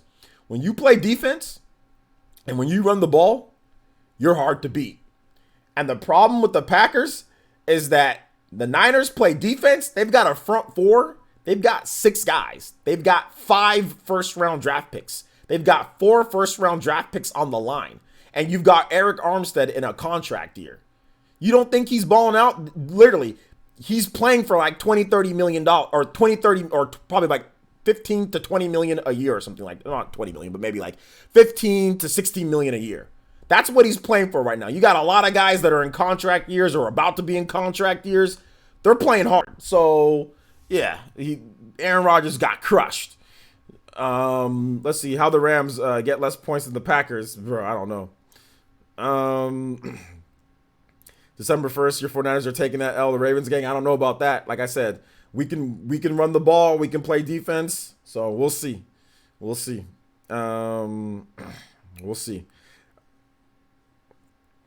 Questions. Other questions outside of football. I'm done with football. We'll see. Y'all can sit there and say Ravens. We'll see. But just like I said to Arash, we'll see. I'm not gonna sit here and talk smack beforehand because if we lose, all right, we lost. But you know, I'm a wait and see type of guy, and then I'll make sure to say something afterwards. What do you mean who wins? Who wins? What do you mean who wins? Well, obviously, I think the 49ers are gonna win. Just like I thought the 49ers are gonna beat the crap out of the Packers, and that's exactly what happened. I think the 49ers are going to. I mean, like, you know, the Niners are a whole different ball game than the other teams that Ravens have been playing because we got a run game. 49ers got a run game. And they got they got a front four that can get after Lamar Jackson, you know? DMC3 is coming on the Switch on February 20th. Yeah, I already know. It's in the title. That's why I put DMC3 Switch. I didn't talk about it. But yeah, there's actually even more than that, though. In Japan, there's going to be a special edition of the game where it's the DMC3 special edition, and you can import it. It's about $45 for that special edition of the game. February 20th, it's coming out, though. So if you want DMC3, you can buy it individually. It's probably going to be like $20 or something like that, overpriced. But then if you want the triple pack in Japan, which probably has English on it, you can import that for about $45. So, but yeah, I don't really think. I mean, I've already played DMC 1. I've played DMC 2. I've played DMC 3. I've already played these games and beat them multiple times. Like, I don't even really feel like playing them again on this. Like, there's not as much value to me as DMC as other people. I first of all, it's because it's post Bayonetta. I don't think those games are anywhere near as good as Bayonetta, and I think that's the biggest problem that I have is because like when I try to dodge offset or even try to do dodges in general, like DMC just feels dated, like super dated. Even though I really like DMC3, I think DMC3 is great. I think DMC4 is great too. But they just feel really dated. I think Bayonetta just crushes it. So I'm not even really interested. But, I mean, if you're interested, that is just because I'm not interested doesn't mean you guys shouldn't be. So, yeah, February 20th, triple pack coming as well. So if you want the triple pack, you can get that. And I think DMC4 is probably next, man. I think they're leading up into DMC4. So I think we're going to get DMC4 on the Switch probably mid-year, by the end of the year, next year. We're going to see DMC4, I would guess. Only DMC is on the, yeah, exactly. Only DMC is on the cartridge, so it's another Capcom. But then again, those games are actually, there's actually a lot of gigabytes in those games, so I get it. But still, like only DMC 1 on the cartridge, like I'm good, you know. I'm good on that. I'm good. The Kansas City Chiefs aren't as good at on the run. Kansas City Chiefs aren't as good as on the run as the 49ers. Like nowhere close. 49ers are I think like second in the NFL, first or second. I think second in the NFL in rushing yards per game, first or second. First in the NFC. Like Kansas City Chiefs are nowhere near as good on the ground as they're like. It's like bottling up the Kansas City Chiefs on the ground. That's not anything to brag about. What are you buying for Black Friday? I bought Final Fantasy 15 Royal Edition for $14. So on the Xbox One X. So I'm gonna be playing that. I played it on the base Xbox One back when it came out. Dude, it played like kind of like boo boo. So I'm gonna get I have the Xbox One X now, and I have the Royal Edition, which has all the improvements. So I'm gonna try Final Fantasy 15 again. I'll stream a little bit of it too. And then I also got Control. Control is in my Xbox One, the game of the year, the most amazing game that deserves more nominations than God of War and by Legend of Zelda and Fire Emblem. All those games, the game of the year is here with Control. So I got that. I got it, baby. DMC5. I don't know about DMC5 Gunslinger because that's on the RE engine and all that. I don't know about DMC5. I don't think so. Let's see. Capcom needs to quit playing and put all the Ace Attorney games on the Switch. The Ace Attorney games are coming. They already put out the trilogy, right? So they'll put more of them. They'll put more. Just a matter of timing. You can't just dump them all. I mean, you could just put them all out at one point, but I don't know. That might not be the best for sales, depending on how much you're gonna spend. You know.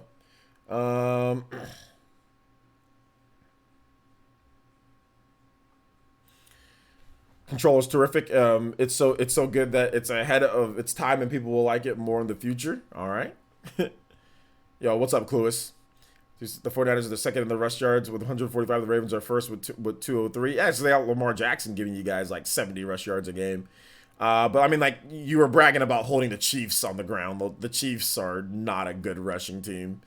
So if the 49ers, I wish the 49ers had Kaepernick. If the 49ers had Kaepernick with this team, oh my gosh, I think we'd even be better than we are right now because then we'd have more rushing yards. We'd be able to play that offense that they played when they got to the Super Bowl. I think they'd even be a better team, but you know, this team reminds me of the 49ers team from like the Super Bowl team. They had a great front four. You know, they had great linebackers.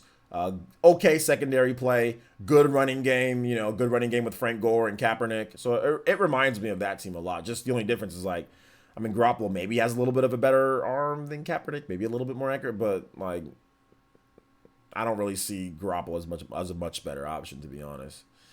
The team was actually his last 2 years actually wasn't bad. The team just wasn't very good. His last year in San Francisco, I think he had 17 touchdowns and 4 interceptions. He was 17-4 on a really bad team. So no, actually, and he was also voted MVP of the team as well. So actually, his last year on the 49ers actually wasn't. He was actually pretty good. So yeah. Juice Man Vance is apparently game of the year is now decided by what the critics think we should like, despite games scoring higher. Dude, I don't even know what the game. I mean, in terms of the Keeley Awards, I don't know what the criteria is because Jump Force is on the list. So if anyone's looking for a great old school RPG from indie developer, okay, so try Shadows of Adams. Okay, Shadow of Adams. Okay, cool.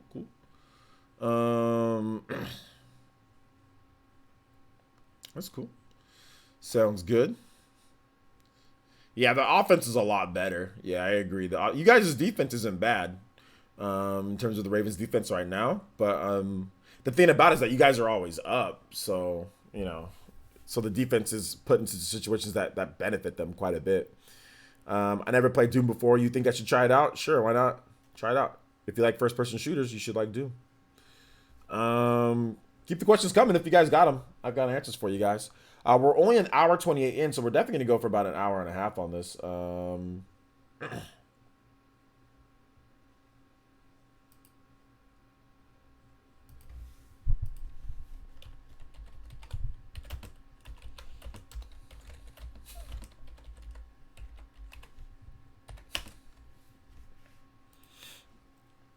Let's see. Any games tonight? I don't know. Got my bro here, so I'm not sure if I was gonna. Not sure if we're gonna be. I'm not gonna be staying up too late because I still have to work. Like, but now that I got 2 channels, it's tougher because work takes a lot longer. So I'm not sure how late I can stay. We'll see after questions. We'll see after questions. We might have to wait a little bit just because this new channel, I gotta adjust with this new channel, guys. I'll be honest. This is like, sometimes I'm like working like, it's like 15-hour days with the other work that I gotta do and stuff, man. So sometimes it's a little long, guys, and I'm kind of tired, to be honest. And yeah, like I said, my bro's here, so I don't know. I don't think I'm gonna be like staying up till like 1 or 2 a.m. playing games. I'm sorry, guys. But maybe, like I said, maybe after.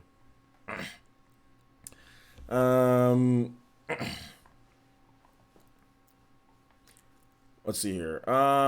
It would be awesome if the 5th pack was a dual release for Crash and Spyro. That's not happening. You mean talk about Super Smash Brothers? Is that what you're talking about? My mom made shepherd's pie and it's so good. Do you like it? No, I don't care about shepherd's pie. The TGA announcement would be, but shout outs to Arash's mom making shepherd's pie. Let's see. What TGA announcement would you think would have the most hype? A new Smash character reveal or Breath of the Wild 2 trailer? Probably like an actual like gameplay trailer for Breath of the Wild 2. That would be more hype than a Smash character. Unless the Smash character was like something completely nuts and crazy that we've never seen before. Or like something that's like, I mean, like Joker was crazy, right? But like Banjo was like, oh, cool, Banjo's in there. Hero, oh, cool, Hero's in there. So the past 2 have just been, okay, great, you know, but it wasn't to me like, none of them reached the Joker levels of hype, you know? So if they do, it needs to be something, and like Terry, right? Terry, that was cool, but everyone's like, well, Terry, okay, you know, Terry, you know? So yeah. Yo, Exquisite Liar, thank you for the follow. Appreciate that. Welcome to the Fire Nation, my boy. So yeah, that's my thought process at least.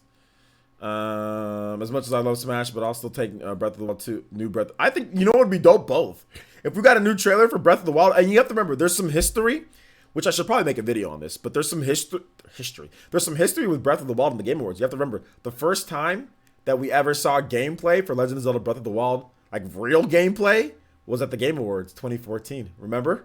With Mr. Anuma-san and also and Miyamoto-san. They were playing the game in that white room on the Wii U in 2014 with Breath of the Wild. So you have to remember, there is history with the Game Awards and Breath of the Wild, or just Zelda in general. And then you fast forward a couple of years, or a few years, to 2017. Obviously, Breath of the Wild was a huge part of the show. You know, they had the music and stuff like that. It won Game of the Year. It won multiple awards. The Anuma came out on stage, the sword and everything. So there's history there. There's history there, man. Bearnet, 52. Thank you so much for the follow. I appreciate that. Welcome to the Fire Nation, my boy. Appreciate you. OJ, I hope Smash Bros gets the Game of the Year, not Death Stranding. I mean, me too. I think at this point, I'm okay with Game of the Year going to anything but Death Stranding in Control. Anything but Death Stranding. Anything but Death Stranding or Control, because I just don't feel like those games earn it. I think that, I mean, even like the Outer Worlds, I don't really feel that, like, I kind of feel like Devil May Cry should, I don't know why, I mean, I think Devil May Cry or Fire Emblem should have been there instead of the Outer Worlds, but whatever, you know.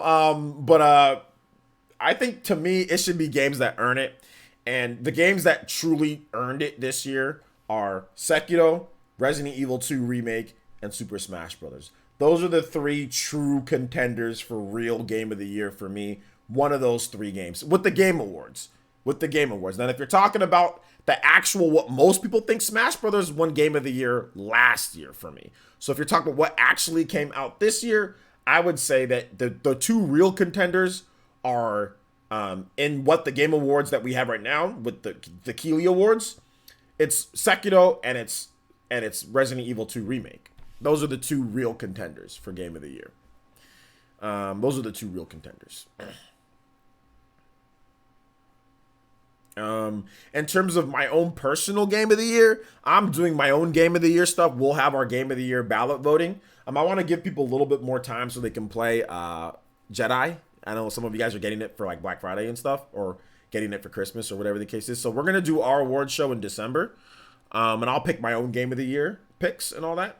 I'm not gonna do so many categories though. I'm not gonna do like best this, best. I mean, I'll do a few, but I ain't gonna do like a million different categories. We ain't doing none of that esports crap. I'll pick a few different like major categories though, like 4 or 5 major categories, and we'll vote on those. We ain't doing sports either. Like I ain't doing that. So yeah. But yeah. So only Sekiro since Ari is a remake. I mean, to me, if that's the case, if you want to discount that, then yeah, Sekiro's the game of the year. Then to me, I mean, if you're not gonna count Smash Brothers as last year, Resident Evil 2 as a remake doesn't count. Whatever, blah blah blah. But yeah, Sekiro is it's the game from the Keeley Awards at least. Jedi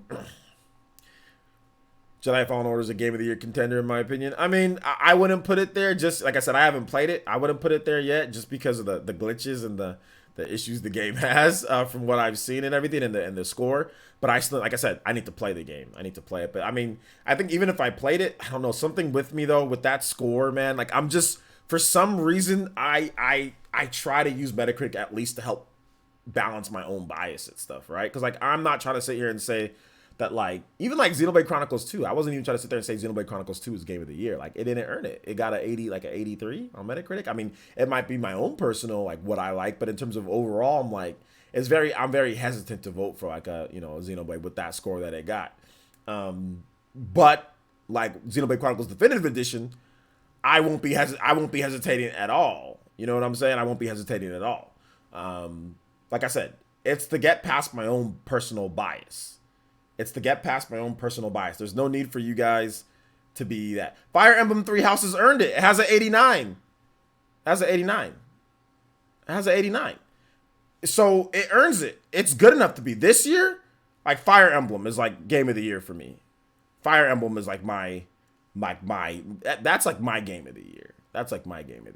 It's probably like Fire Emblem. Jordan Fringe, yo, what's up, Jordan? And he says, I'm excited to stream Fire Emblem. Dude, are you really excited to stream Fire Emblem? I know you said that. That's gonna be great, man. I can't wait to watch those streams. I can't wait to see how fast you quit the game.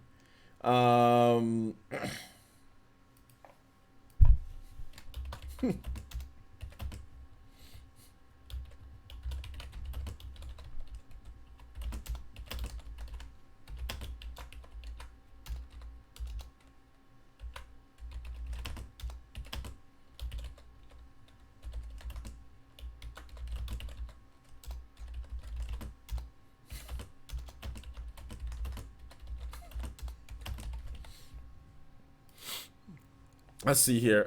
Imagine Jordan's reaction when his whole squad gets wiped. Well, dude, I mean, he got wiped out by an Oddish. So, I mean, like, the enemies are much tougher than Oddishes in Fire Emblem. So, I mean, like, it's going to be tough, dude.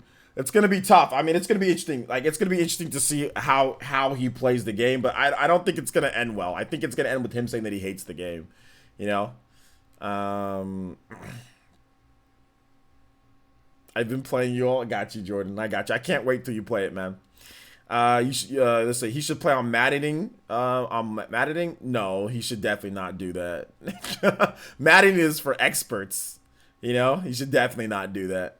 I did hear Oddish wiped out by Oddish. I did hear. Did I hear Oddish wiped out? Yeah. Bodied by an Oddish. You know that. But in his defense, dude, that Oddish was actually pretty freaking tough. He kept on like giga draining him and recovering HP. And that Oddish was like, for where he was in the game, that Oddish kind of came out of nowhere. So I mean, like that Oddish was kind of tough. That's true. The Oddish, and his starter was, I think he picked the water starter, Sobble.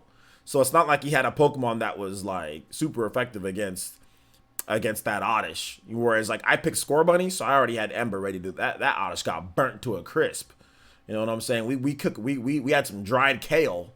You know what I'm saying? We had the I went camping, and guess what I used for one of the ingredients? Kale. It was Oddish. It was the top of Oddishes. We burnt that Oddish over a roasted open flame. You know what I'm saying?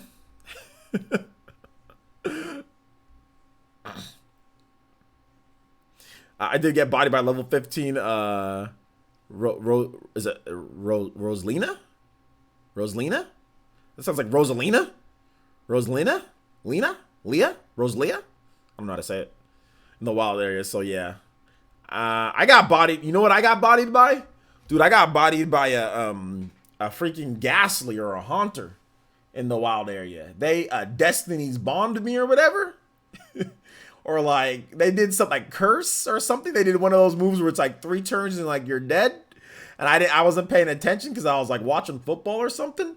And I just died. I was like, what the wait, what happened here? I just like died. So yeah. I've got 3 badges. I got 3. I've put about like 25 hours into the game maybe. And I got 3 badges. I just beat Kabu. Which was cool. That was fun. Fighting against Kabu, it was great. That was a great battle in that. I love the arena battles, and I love the mission like the challenges. The challenges are great, like the gym challenges, and then you fight the gym leader.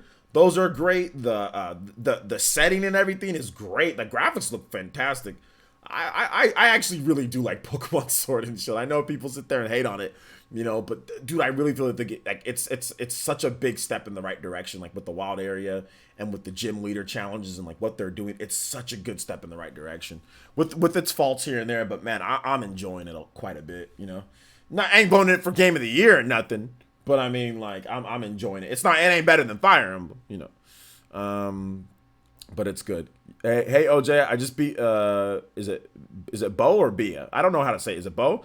And I'm about 18 hours into this game. The game is awesome. Yeah, it's actually fun. Are you purchasing Fridge Essence on Friday? Yeah, we're gonna look at some fridges. We're redoing the room. Me and my brother, we're gonna redo it probably tomorrow. I'm going to flip things around, so no more great. Maybe. I don't know. We gotta see. But anyway, yeah, we're getting stuff done, man. Don't worry. We're getting stuff done.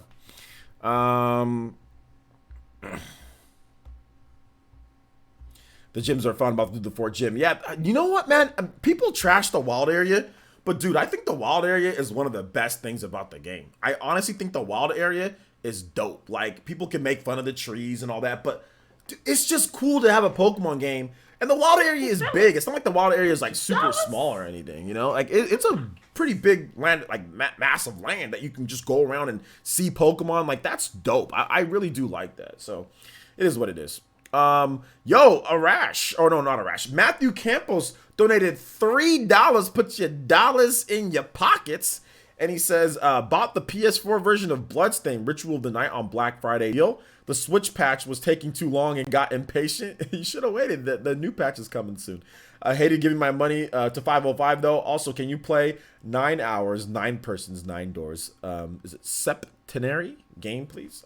Yeah, I mean, I can see why you got impatient though. I can see why. It makes sense. And the PS4 version is probably still gonna be better than the Switch version even after the patches. So yeah. But no, shout outs. Thank you so much, Matthew Campos. Thank you for the $3 donation. That's very nice and generous. So if you guys in the chat, give some love and some respect emotes to Matthew Campos with that $3 holla. Appreciate you, man. Tenary game. What's that? 9 doors or 9. Just call it 999. But sword just crashed on me after I caught a Zacian. It crashed on me. I haven't had it crash on me at all. I don't know. I know they talked about some like memory cards having some issues with certain ones, but I haven't had a single time it crashed on me. Don't forget the National Women Program with Animal Crossing. I don't know what you're talking about, bro. There's a way to rewind the stream. I missed the part about PlayerEssence Awards. Nah, it's cool, Broken. Don't worry about it, man. What difficulty would you recommend Jordan play on Fire Emblem? Normal.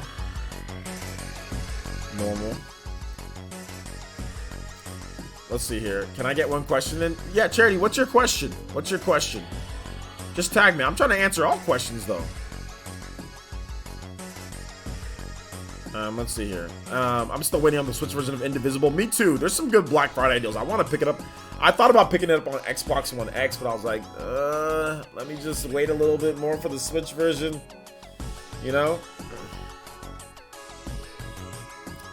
Normal Classic is good. Yeah, I'd say Normal Classic.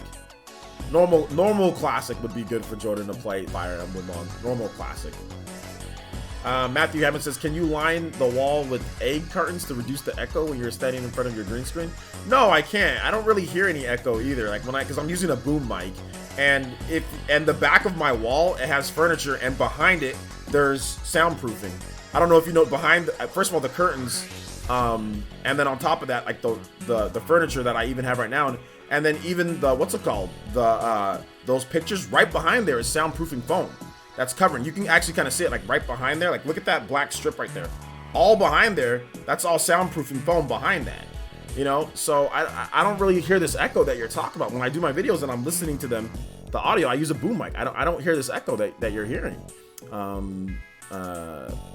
Matthew Hammond, I really don't hear any echo when I do that. I really don't. And I know you said that before, and I'm trying to listen for an echo, and there's no echo.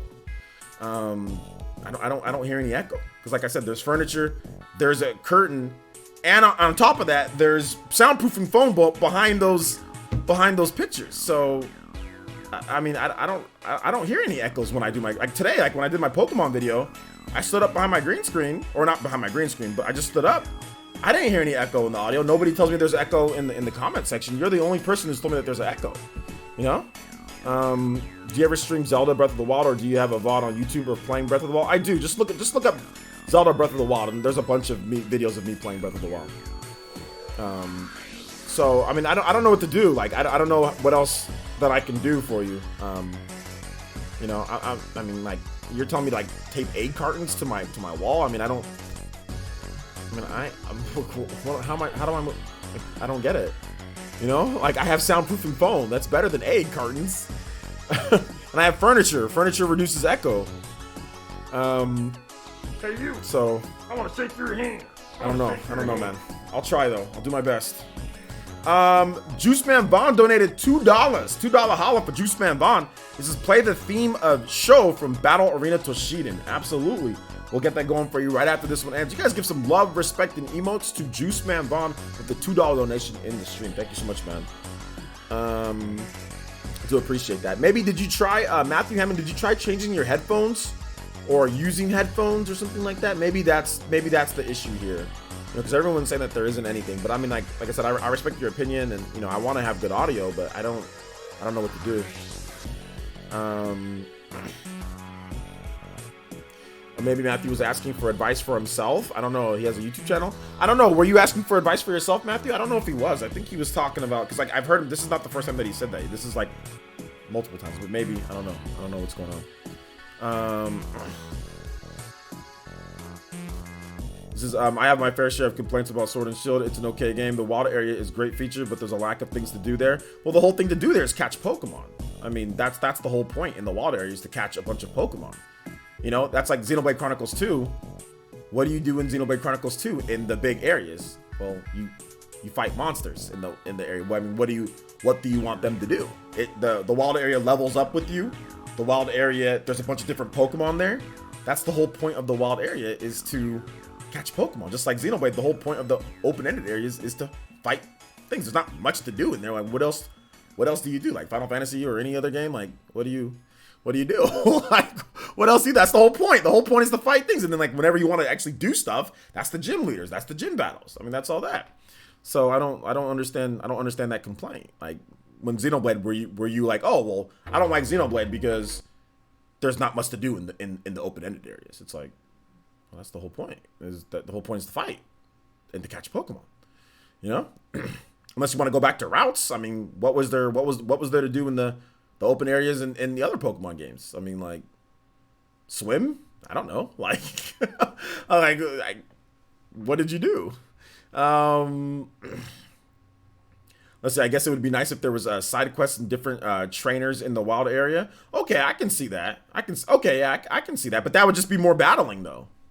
I mean, like, if you do a side quest for, like, what? A side quest to, like, collect? I mean, they do have some side quests, though. Like, you can do, like, the whole bike riding thing. That's in the open area. You can upgrade your bike from there. You have, like, the camping that you can do. Of course, you have, like, the raid battles, the online. Those are in the wild area. So there are multiple things. There's actually more things to do in the open-ended area than, like, you do in, like, Xenoblade, you know? Because Xenoblade, all the side quests, like, you go do fetch quests, right? From, like, in the open-ended areas. Like, oh, you go just all the side missions in Xenoblade are kind of trash that are in the open-ended areas. All the good stuff takes place within the towns or whatever, you know. So it is what it is. Let's see here. Can you do an AMA with your brother about you? No. Let's see here. There's raid battles, the Pokemon everywhere, and you collect watts to get items and TMs. Yeah, I mean, you can collect the watts. I mean, there's still things to do, but I mean, like I said, like Fire Blast complains about literally everything about Pokemon Sword and Shield. Like he constantly complains about this game. Anything that can be brought up to complain about, he complains about it. So that's fine. That's his opinion. Opinions are opinions, right? Wild Area is pretty slick in my opinion. Yeah, it's dope. We didn't have it before. You know, we get everyone said we want an open area to collect Pokemon. You get that. Oh, well, I have my issue. There's not enough. But that's what you just said. That's what you wanted, and now they have it. And then that's a problem, you know? Like, now that's a problem. It's like, okay, I get it. People want the game to be better. It could have better graphics, whatever. But there is stuff to do in the Wild Area. There is the Omega raid battles. There is the getting the watts. There is, like, they can add more, I guess, but it's not, like I said, whatever. Like, whatever.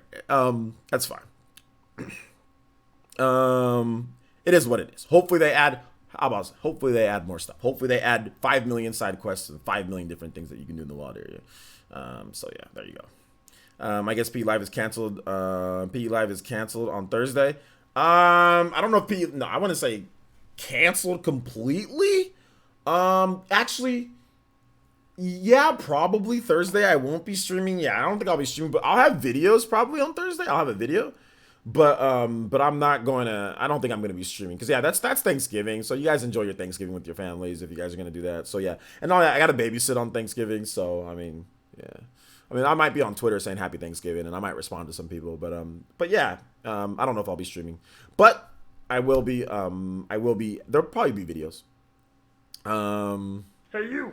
So yeah, let me play. Actually, I need to play your music. Thank you for the $2 donation, Juice Man. Let me play your music though. Show from Battler, and I've already heard what Manny has to say. I mean, I don't get what Manny says. The game is not good. Manny says that Pokemon Sword and Shield is a bad game, but she has fun with it and she streams it. So I've never heard of somebody purposefully streaming a game that's bad and saying that the game is fun and then saying that it's bad. I mean, it's like, I don't get it. I don't understand gamers today. If a game is fun and you're streaming the game and you're playing it and you're constantly playing and not dropping the game, then it's probably a good game. But then again, I watched the video and she's playing how it's bad. She complained about the graphics, blah, blah, blah. So it's just the same stuff that everybody else is. So, I mean, it is what it is. If that's what she thinks, that's cool. Respect the opinion. Respect the opinion.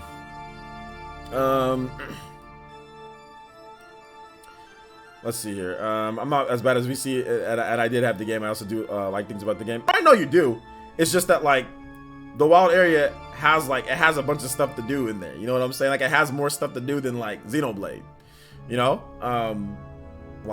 but it has online for you to do the max raid battles. It has the watts. You can get the TMs.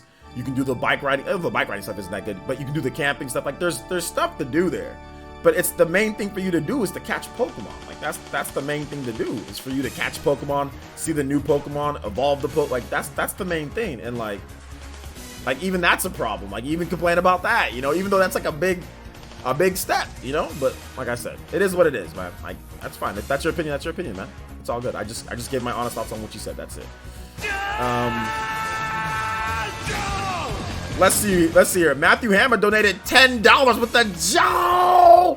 Shout out to my boy Matthew Hammond. Definitely the elite ninja here.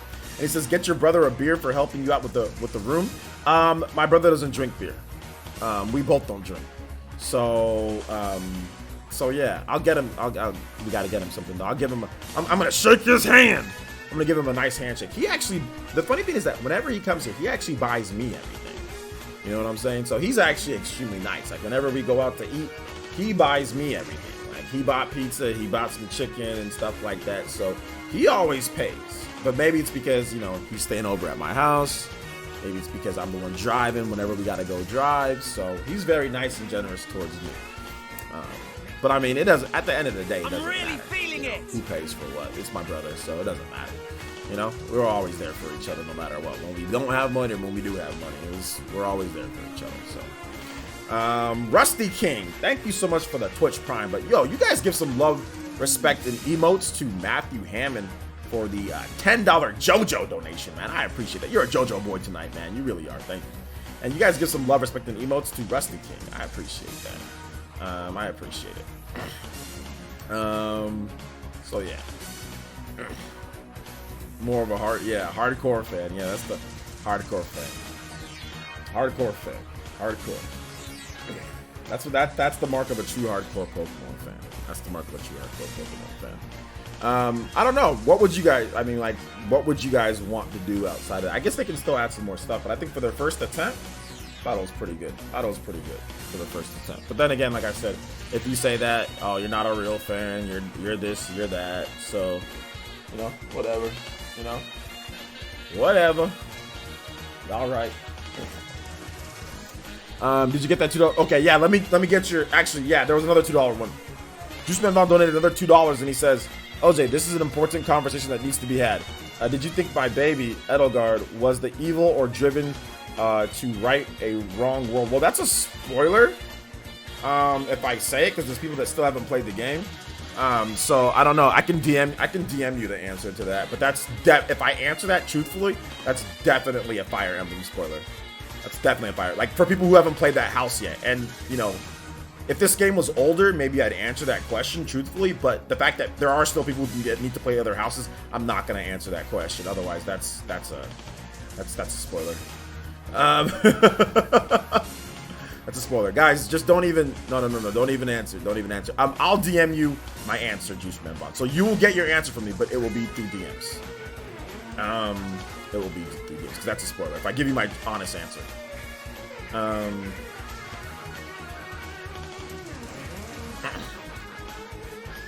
All right. But thank you for the $2 donation, though, Juiceman Bond. Thank you for the $2 donation. I appreciate it. And I will DM you the answer.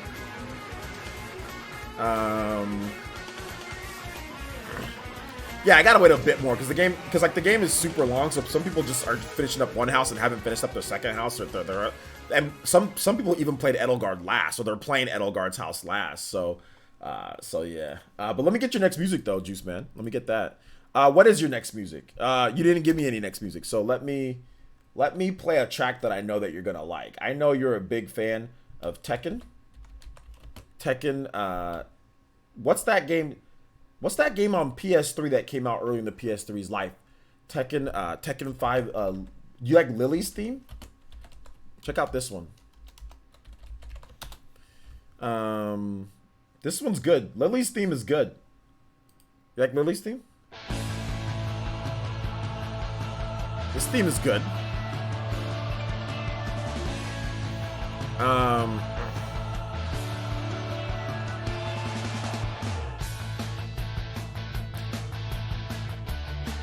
Witcher 3's on sale for $45 at Best Buy. Yeah, that's part of the Black Friday deals. I already bought the game though, so it's like whatever.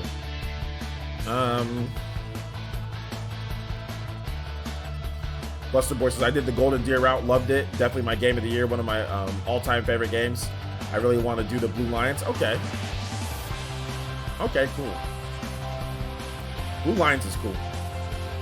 I'm doing Black Eagle. Or no, I already did Black Eagles. I beat that. I'm doing Golden Deer.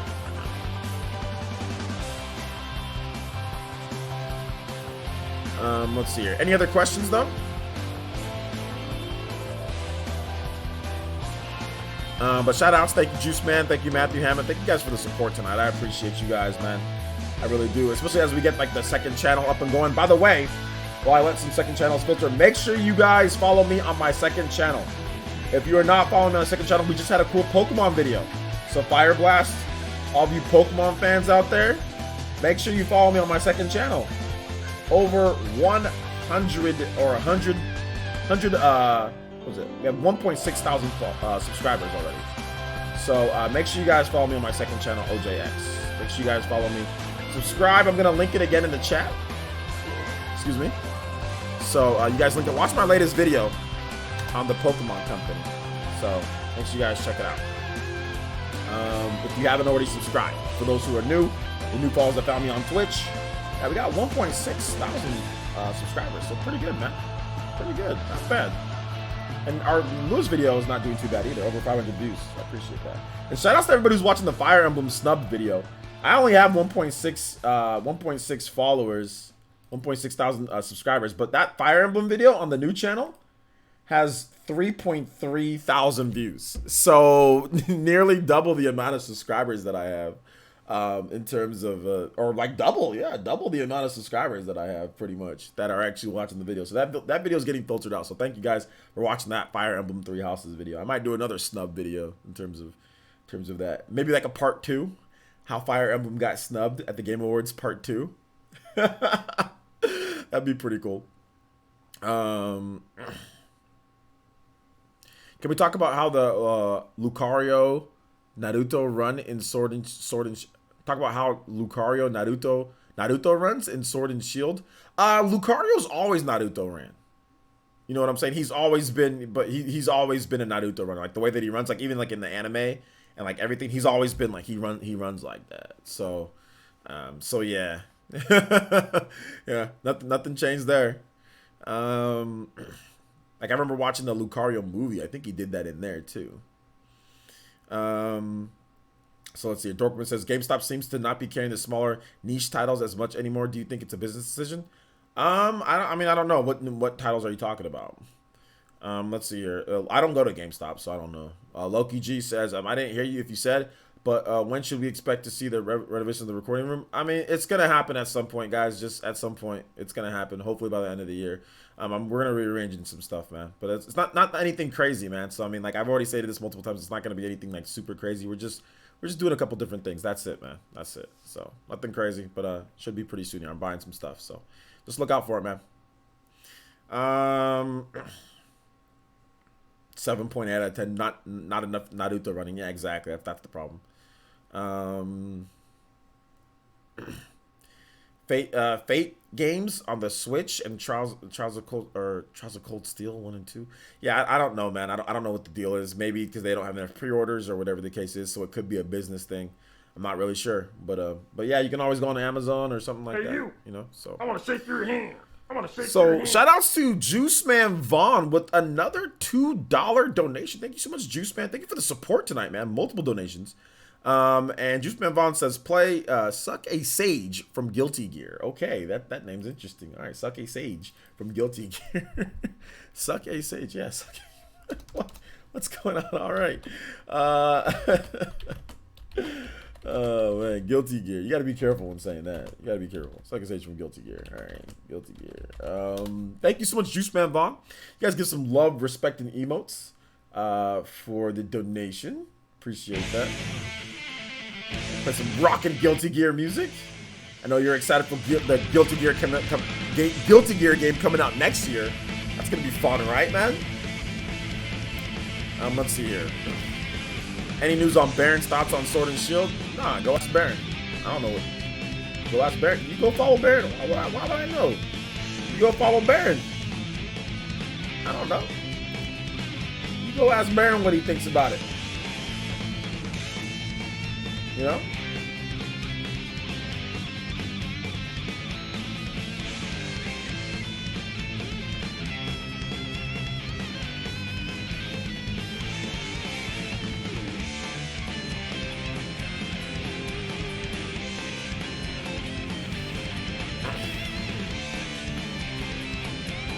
All right, keep the questions coming.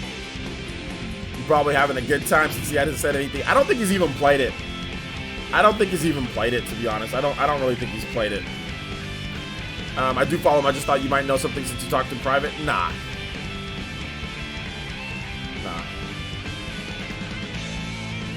Nothing there.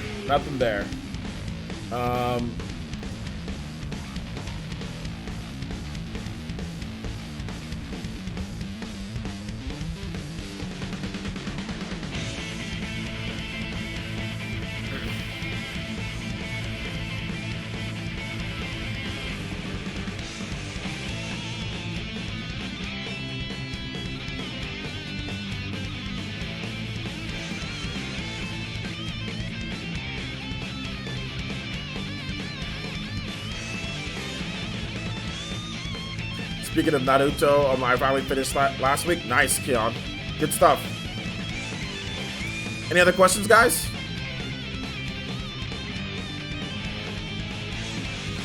Yeah, don't use a Master Ball on a Legendary.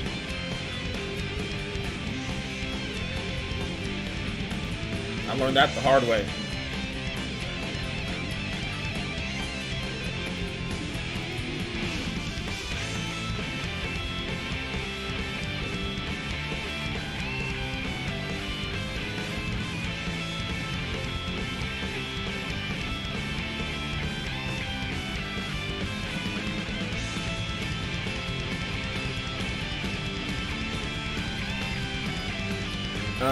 PlayerEssence, have you seen Your Name? Sure.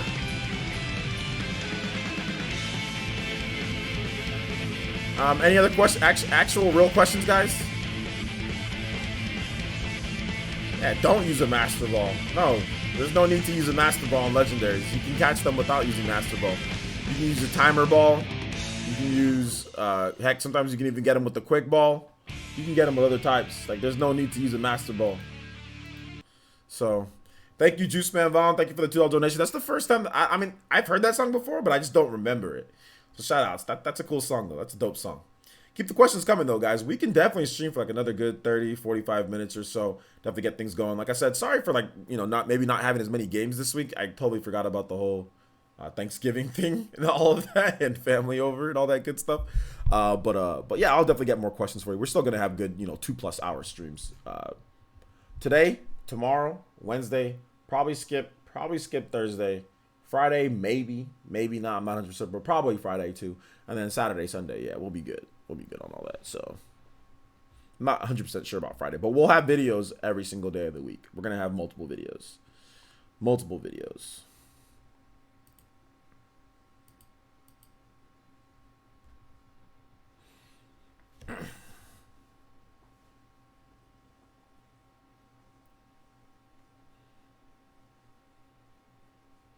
I've literally been arguing with people that are claiming that the people who leaked the Pokemon stuff were heroes.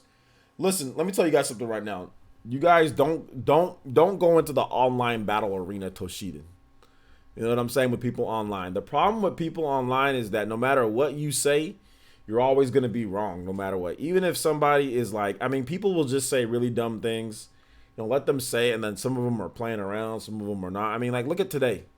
The first thing that I see, oh, Pokemon Company going after leakers. Why are you going after leakers? Spend your money doing something else. It's like, what do you, first of all, like, what are you talking about? Game Freak has nothing to, Game Freak aren't lawyers. Their budget for what they do for video games is completely different from their legal team. If their legal team sees something, Nintendo been paying and the Pokemon Company been paying the legal team regardless. Their money that they make off of Pokemon selling 6 million has nothing to do with their freaking legal team. It legit doesn't. That's like saying, oh, well, you sold 5 billion Pokemon cards. Put that money into the legal team. That's right. It has nothing to do with it. The legal team and what they do has nothing to do with it. So it's just silly seeing people try to relate the two as if it means something. Freaking Masuda isn't a damn lawyer. You know what I'm saying? He's not going out there trying to sue leakers or anything like that. Game Freak's legal team couldn't care less about the actual game. It's about what is legal and what isn't. But anyway, let me go in and let me get into these. Like, gamers just don't think. They don't think. You got grown men and women that just, they can't think for a second. You know what I'm saying? They can't think for a second. They out here really thinking that Game Freak is out here trying to sue somebody. Like Game Freak, like the developers. Why don't you focus on the game? It's like, what does that have to do with their legal team? Like, what? What? Anyway, Matty Twitch donated $3 and he says, what gaming Black Friday deals will you be taking advantage of this week? Well, I already bought Control and Final Fantasy 14. I'm thinking about getting Crash and Spiral myself. Also, can you play Super Robot Wars 2 or Super Robot Wars Z Land Crasher, please? Absolutely. I'm going to get some memory cards too. Memory cards as well. So I'll get that in just a bit. Thank you for the $3 donation. And also Noble Phantasma Dorkman with the $2 donation. And he says, I want to Juice Man Vaughn to know my Steelers are still trying. Hate to say it, but Lamar Jackson is amazing. Can you play some fresh Fire Emblem Awakening music? Absolutely. Thank you, Juice Man Vaughn. Or sorry, thank you, Juice Man Vaughn. But thank you, Maddie Twitch, and thank you, Dorkman. I appreciate the support. And we'll get you guys' thoughts right here. Robot Wars Z Land Crasher. All right, this is a track that I haven't heard before. All right, thank you for the support. This song sounds dope. Yeah, I'm tempted to use my Master Ball Gigantamax Butterfree, but I fought the thing like 6 times and still can't catch it. Don't use a Master Ball on that.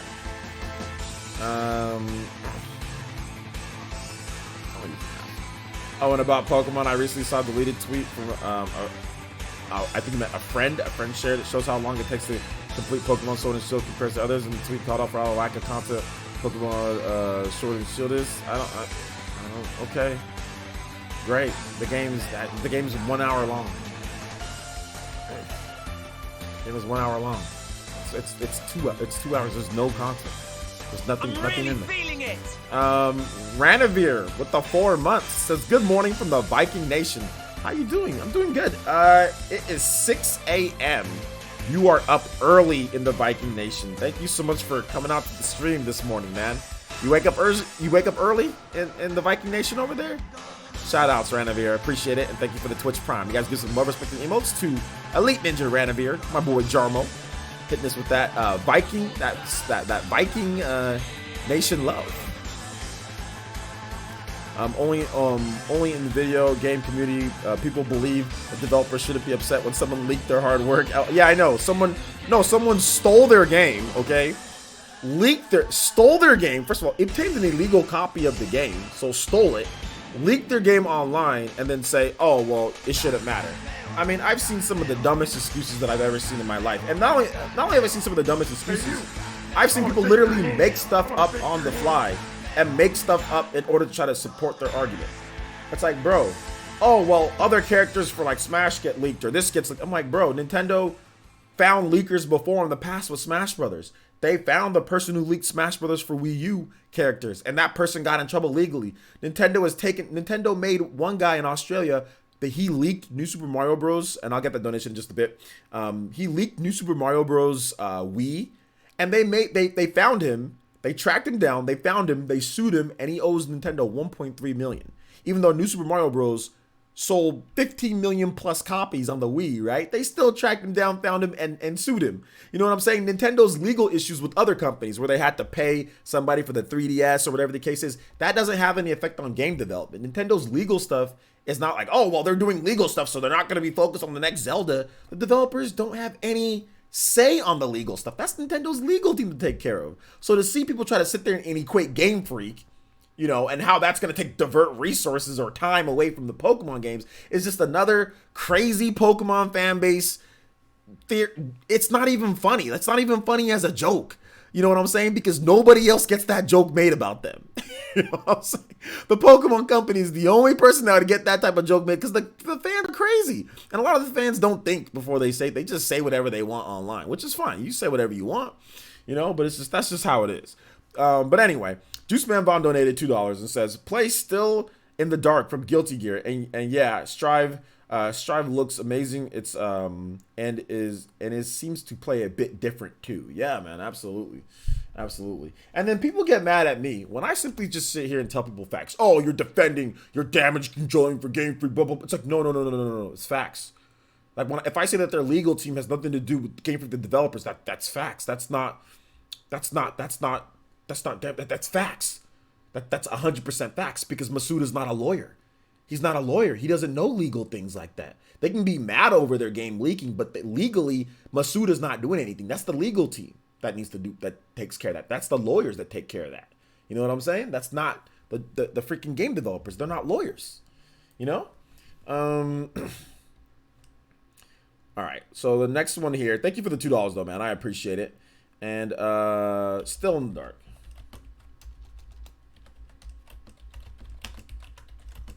Guilty Gear. All right. This is another banger track, man. Thank you for the support tonight, Juice Man. Appreciate it. Thank you for the support, dude. People who think Game Freak really out here suing the leakers is just nutcases. I agree. I don't know about it's just weird. OJ, Pokemon fans are spreading screenshots of Pokemon glitch that results from hack switch of evidence of Game Freak's incompetence. This guy's a weird man. Yeah, I've seen that, and that's why I haven't really talked about it, because, you know, there are too many hack switches, and that's how some of these glitches happen. Like, even with Smash Brothers, people out here say, oh, look at this glitch here. That's because you hacked your Switch. It's because you're doing all sorts of weird stuff. So I've never been a big fan of like reporting on glitches and stuff like that, because people hack stuff, people mess around with things, and they spread on the internet as if it's real. So now I'm good, man. Like, I saw videos of the wild area running like at 3 frames per second before Pokemon Sword and Shield launch. That has not happened to me. I rarely ever get too many issues. I mean, if I put on the online, yeah, but it's not like it's like 2 frames per second or anything like that. So it could be better, but whatever. You know what I'm saying? Whatever.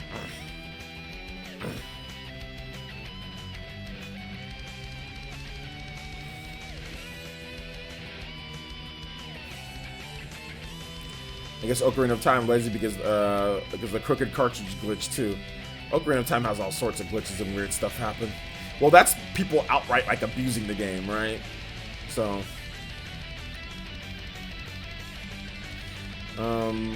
it's because these hackers that we can't have damn cloud saves for Pokemon games on the Switch. I don't think it's necessarily because of hackers, more so than like duplication, like cheating, things like duplication glitches and things like that. So I don't think it's hackers per se, more so that you can like duplicate stuff. Because like, what's it called doesn't have it either. Like Animal Crossing doesn't have it. I don't think it's because they're worried about hacking. It's worried about duplication of items, like, you know, abusing it somehow. But then again, there's ways around it. I mean, we've had other games that do like, you know, do cloud saves that have the same type of formula as like a Pokemon game, or in terms of like having items and trading and an economy and things like that. So I'm pretty sure there's a way around it. It's just that Nintendo hasn't figured out that way themselves. So that's more on. I don't really think I'm not blaming hackers on that one. I'm blaming Nintendo on that one more so than anything. That's more of a Nintendo thing, like them needing to figure out their infrastructure to get that to work. It's like the same thing with Splatoon, right? Splatoon, you know, duplication, don't want to like cheat, you know, stuff like that. Chrono Trigger has glitches, yeah. Chrono Trigger has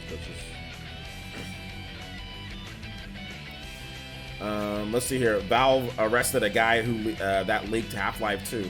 Yeah, that's. I mean, this is not the first time. I mean, we've seen it before. I mean, what's it called? Sent the goons to somebody's house, man. Like, who was it? Take-Two? Take-Two sent the goons to Mr. I think it's not Mr. Maddie, but I forgot who that guy was. He was like a bigger YouTuber. His whole channel got deleted. Got yeeted from the internet, man. Like, dude, some of these companies aren't playing around. And the thing about that guy is that guy's channel, that guy got the goons sent to his house, and all he did was catch what they did, what 2K leaked with Borderlands, right? So they messed up, and he saw it from their page, and all he did was talk about it, and he got goons sent to his house. You know what I'm saying? So, like, think about that for a second. You know, they're the ones who leaked. Now, if the Pokemon company themselves leaked something, you know, accidentally or whatever, and like we covered it, and that's a whole different situation than somebody illegally obtaining a copy and doing stuff, you know. But like, and like same thing like with Sony, right? Sony had an internal leak for the PlayStation Slim, and then they want to sit here and copyright people and DMCA people for talking about the PlayStation Slim back in 2016 when you're the one who leaked. It was an internal leak. It was from an internal warehouse from where a Sony place. So you had an internal leak, and then you want to sit here and copyright people? You know, I'm like, absolutely not, you know, with that. So it is what it is. Take-Two is literally more spooky than the China government. Oh, really, in my opinion. I mean, what sending the goons to his house? I mean, that's spooky. That's for sure spooky. The goons being sent out. Let's see here. This is obvious, but it seems that on the internet, it's consistent that Death Stranding should be defended. The Pokemon Sword and Shield should be trashed. Both games are good, so we should treat them fairly. In my opinion, I mean, look, listen. People can say what they want. People can defend what they want. If people want to defend Pokemon Sword and Shield, they can defend it. If people want to attack it, go ahead and attack it. If people want to attack Death Stranding, attack it. If people want to defend Death Stranding, defend it. That's my take. You want to do it, that's fine. Just don't get salty. If it's all, just don't get salty. You know what I'm saying? Like when it comes down to it, just don't get salty. You know? That's what I'll say. Like if everything's respectful, that if people are being douchey, about it, douchey about stuff, then yeah, absolutely. Block, do whatever, you know what I'm saying? You can, but I mean, I wouldn't spend too much effort, time, or energy defending on it when you're not profiting off it, when it doesn't benefit you individually. Look, I got an online presence, so I'm gonna talk about stuff because that's different. This is my job. A lot of y'all don't. So y'all can just spend that time playing video games instead. Or if you want to support me or whoever the case is, you can hit the like or you can lend your support. But don't be spending your time in these comment sections, in these things, constantly wasting your time. Don't waste your 20s like I wasted my early years doing all that crap. Because that's what I remember one time, bro. I was working on the website, right? And this was even later, even when I was older. I was working on the website back in the day, PlayerEssence.com. I used to get into so many arguments with people on BG 24/7. No joke, dude. I was arguing with people from about 11 p.m. or 10 p.m. all the way to 8 a.m. From like 11 arguing with people about stuff, about the Wii U. Arguing all the way, all night, arguing. What a colossal waste of time. And then I talk about why isn't PlayerEssence.com successful. That's why it wasn't successful as it needs to be. Because I'm wasting that much time in that day. Even though I worked hard and I did a lot of work on the site, I'm wasting that much time sitting there arguing with idiots on N4 or on M4G. I argue with people all the time too. Sitting there wasting with idiots arguing all day. Don't do that. Don't waste your time. You can spend that time doing something else. This is well said, but look at IGN review how they dislike bomb. Shaking my head. The C's reversed, but I bet there won't be any of those dislikes. I mean, it is what it is, man.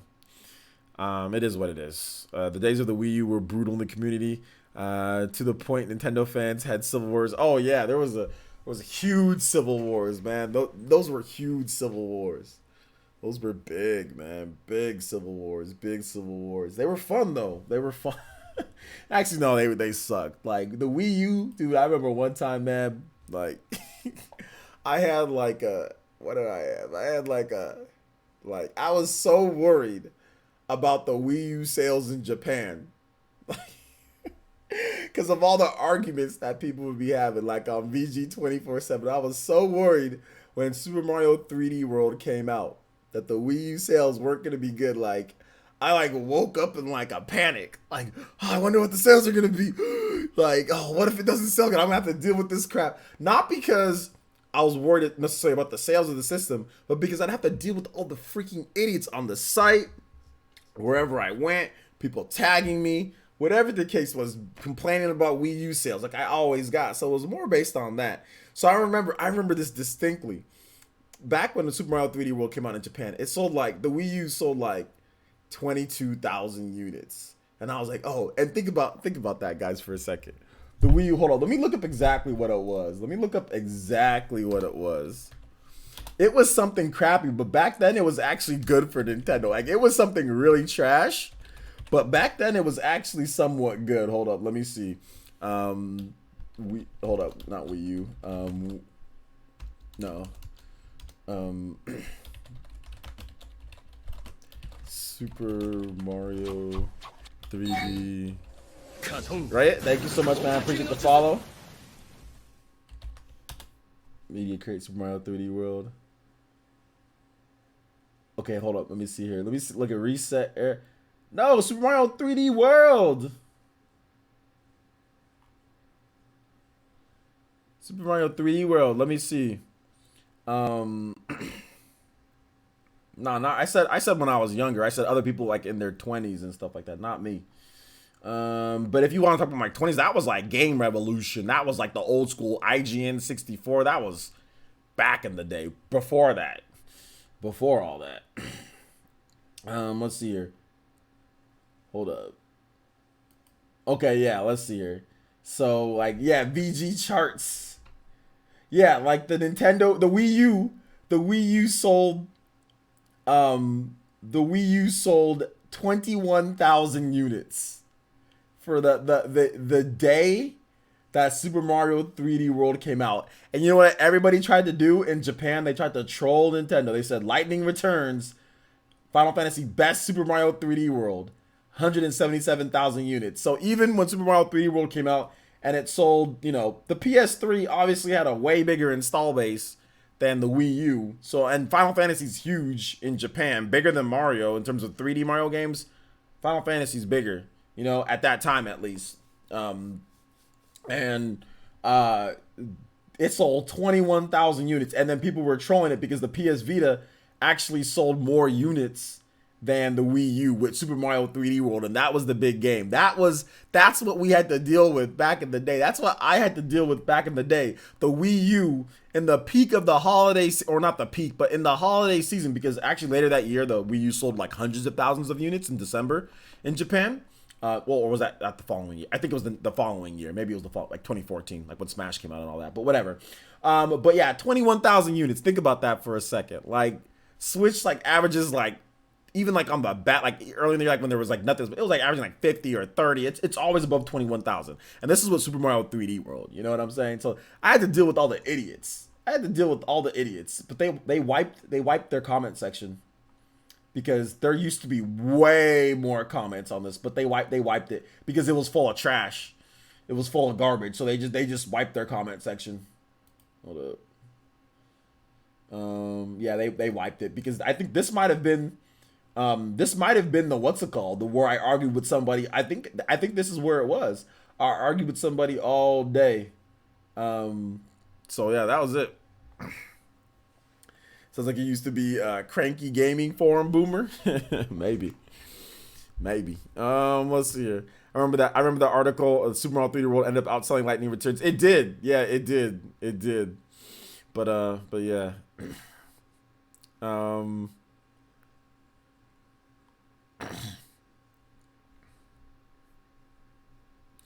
I was mostly a PS3 gamer during the Wii U days, but the GameCube days were rough because it was actually a good console and people kept trashing it. Yeah, I never understood like the GameCube hate, you know, as much because like I thought that was a really great system too, you know. Isaiah says I saw people on Twitter comparing Doom on the Switch to Pokemon Sword and Shield and tried to tell that the two games are not comparable and called an apologist. I don't know what arguments you be getting into, Isaiah, but you need to stop. M4G is the site where the real console war take place. Dude, M4G, they're a bunch of powder puffs at this point. Like, they're a bunch of fake frauds. Back in the day, M4G was even more hardcore. And you think it's bad right now, and it was even more hardcore. We're talking like 20, we're talking like more than a decade ago. I'm talking like 2007. That was when dude, the Xbox 360 versus the PS3. That was, oh my gosh, that was bad, dude. M4G, I think DJ King was like 2 years old back then, but he was on there too. Like, that was bad. Like, that was really bad. Like, really, really, really bad. Let's see here. Thank you, Average Joe, bro. Thank you so much, man. Appreciate the follow. Welcome to the Fire Nation, my boy. I appreciate you. Yeah, I remember. Is Nintendo Today still rolling, dude? I haven't went to that site in forever. Let me check it out. Nintendo Today. That used to be Wii U Daily. Nintendo Today. I remember that site. Are they still rolling? They are. They're still. Wait, no, they're not still rolling. They haven't made an article in over a year. No, they're done.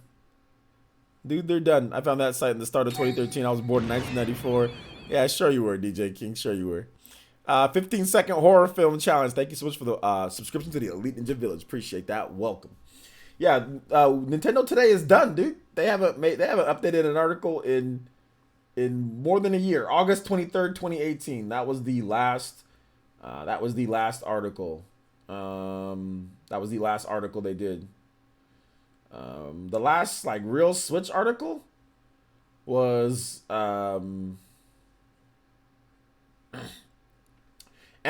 Nintendo had the best July month since 2009, thanks to Switch. And that was in August 23rd, 2018. So yeah, bro, you think M4G was bad? Game Facts was, I gotta be careful how I say that. Was off the chain with the trolls during the PS2, GameCube, and Xbox 360 days. That was also when trolls online were actually creative. Oh, I was on the Game Facts. Like I know about that was pretty bad, but the site was so trash. It was you didn't have as much access to like how people were acting. Like M4G made it a lot easier with the notifications and all like the blinking and like the accounts. You know, it made it a lot easier to get into console wars and stuff like that. Like crazy.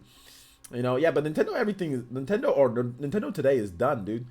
This is probably a victim because Wii U Daily was actually really popular. This is probably just a victim of just sites just going out of business, not being able to make money off of sites. But they're still paying for the server, though. They're still paying for the server. So I'm looking at their staff, and they only got. Hey, you. They don't got many. They don't got many people I'm gonna working. shake I your think they're hand. done. This is like PlayerEssence.com at this point. I said the last years of PlayerEssence.com, all you saw was it was like reruns. PlayerEssence.com was like reruns of cops, like cheaters and stuff like that. I'll get that donation in just a bit. But PlayerEssence.com in the last days, it was like G4. It was reruns of cheaters and Ninja Warrior and stuff like that. Cops. It was. That's what happened to players. That's what happened here, man. That's what's going on. On with the $2 donation, he says, was thinking about a song, but I forgot the name. Okay, I'll pick a song for you. I'll pick this one. I think you'll like this one.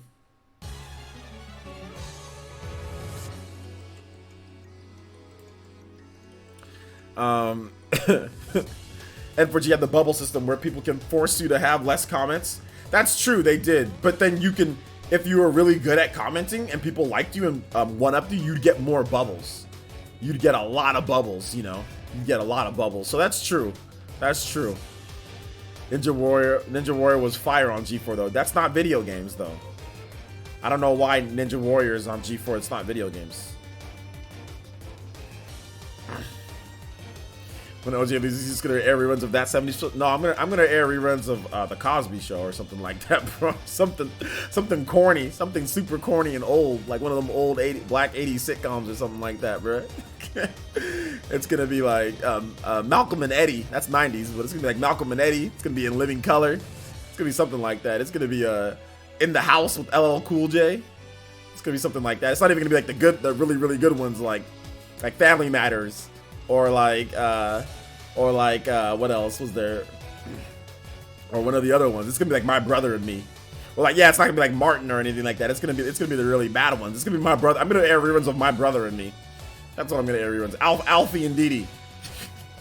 Or something like, or it's gonna be like My Cousin Skeeter. I'm gonna air reruns of My Cousin Skeeter on there, dude.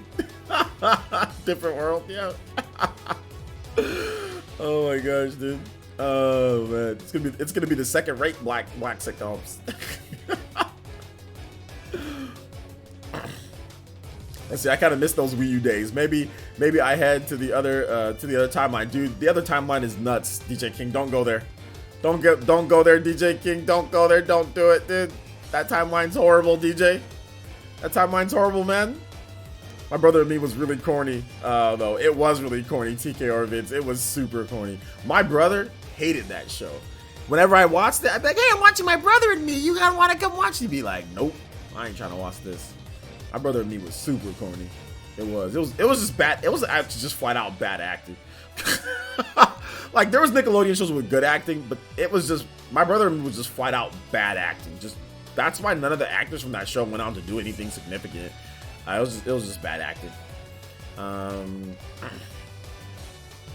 When did you jump off the Wii U bandwagon? Yeah, I can tell you. This was like a big thing. This was me jumping off the Wii U bandwagon was literally the destruction of the first Elite Ninja Village of PlayerEssence stuff. Well, I wouldn't even say it was an Elite Ninja Village, but that was the destruction of the village. Was when I jumped off the Wii U bandwagon, and I can tell you exactly what happened. It was after E3. It was when I had my first live stream or video after E3. That's when I jumped off the Wii. But E3 2015, when Miyamoto, and I've told the story before, but I'll say it again. When Miyamoto blew a booger onto like the paper that he was talking about when it comes to Star Fox, when he blew a booger onto the paper, when they ended the show with people saying do do do do do do do, playing different Mario music. when they did that and they didn't have any new games, they basically didn't have anything to show. I was like, it's over. Here's what I thought. I thought they were gonna remove the gamepad. I thought they were gonna drop the price to $200. I thought that's how they're gonna save it. You know what I'm saying? That's what they're gonna do, bruh. They didn't do that. I got bodied. That's when pretty much everybody on my site turned on me at that point. All the original, not everybody, because I mean, like, DJ King's still here, NX Revolution, he's still here, but anybody that was there in like the early 20 like when I started, like 2012, I think I started that site 2012. Actually, a blog site was 2011, so there's even some people from that early, but that's when everybody just turned on me. They turned on me. They called me names. People made videos. People talked behind my back. People just trashed me, man. Like, 'cause like I just said, dude, I said Nintendo quit. I said they quit on the Wii U, which they did quit on. They quit on the Wii U. They did. They said no mas. You know, they quit on the Wii U. There was nothing. They had they had the last flurry of games in 2016. They had Pokken Tournament. They had like a couple other games. They had Tokyo Mirage Sessions. They had Twilight Princess, and then that was that. Then they're done. But they quit. They quit. Was it literally or metaphorically a booger? No, it was literally a booger. Like, let me see if I can find it for you guys. Nintendo E3 2015. Miyamoto booger.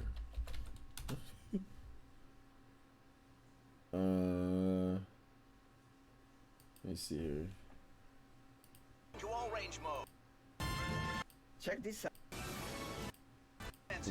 Had a relation with this shrine. Okay, here we go. Let's see if we can find it. Let's watch. We're all gonna watch, and we're gonna see if we can find this booger. I live right by the Fushimi Inari Shrine. I've had a relation with this shrine since I was a child. Because of that, I felt that I was always protected, as if it's my guardian angel. When I was a child, there was a TV show about fighter planes called Thunderbirds. That inspired me to make a game that had cinematic elements. We're not watching 50 minutes. With each character having a distinct personality and their own drama. That would be reflected in the dialogue and appear in scenes like where a cool character and enemies would appear. I'm here for a job, of course. Oh, it's about to be right here. Have a little fun. When it came to talking about details regarding how to make the main characters look and feel, we talked about all sorts of types of people. But ever since I was in school, I drew comics with caricaturized humanoid animals and decided that the characters in this game should be based off animals. I then talked about it with Imamura-san, the designer, and we thought about the fox image. Then I thought, let's try making a fox the main character. We're entering Corneria City now. Oh, we might have missed the booger. When there's an arch, you want to go under it, right? That's the kind of game I wanted to make. Let me see if we can find the Thinking booger. about the shrine, this place is known for the row of arches. So we went with this idea to create a game where you would fly through different arches. I do like Star Fox though. Star Fox is a game where you use a control stick, like the one you'd find on a plane. When you fly a real plane, you need to pull back screens. Wii U game in the other pad. By using you can be and have it appear. The R-Wing transformation mechanic actually looks like it and makes a lot of sense. We've rebuilt the game using ideas from the past, but it's not a Part 4 or Part 5. It's not a remake either, so we named it Star Fox Zero this time. Oh man, I can't find the booger. The subtitle Zero was taken from how the kanji character looks in calligraphy. Star Fox is based off of the Japanese culture that inspired me, so I wanted people around the world to see this cool kanji character in the logo. There it is! There it is! There it is! Right there! Right there! Do you guys see it right there? Right there! There it is, we found it.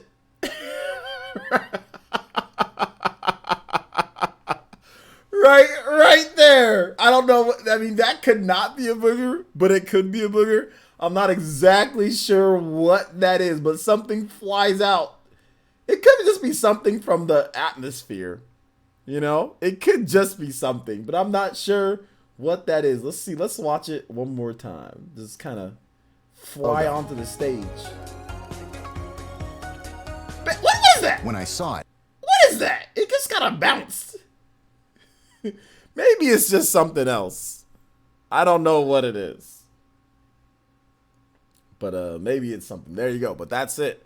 I didn't notice it when I first watched it. When I first watched, I didn't notice it. But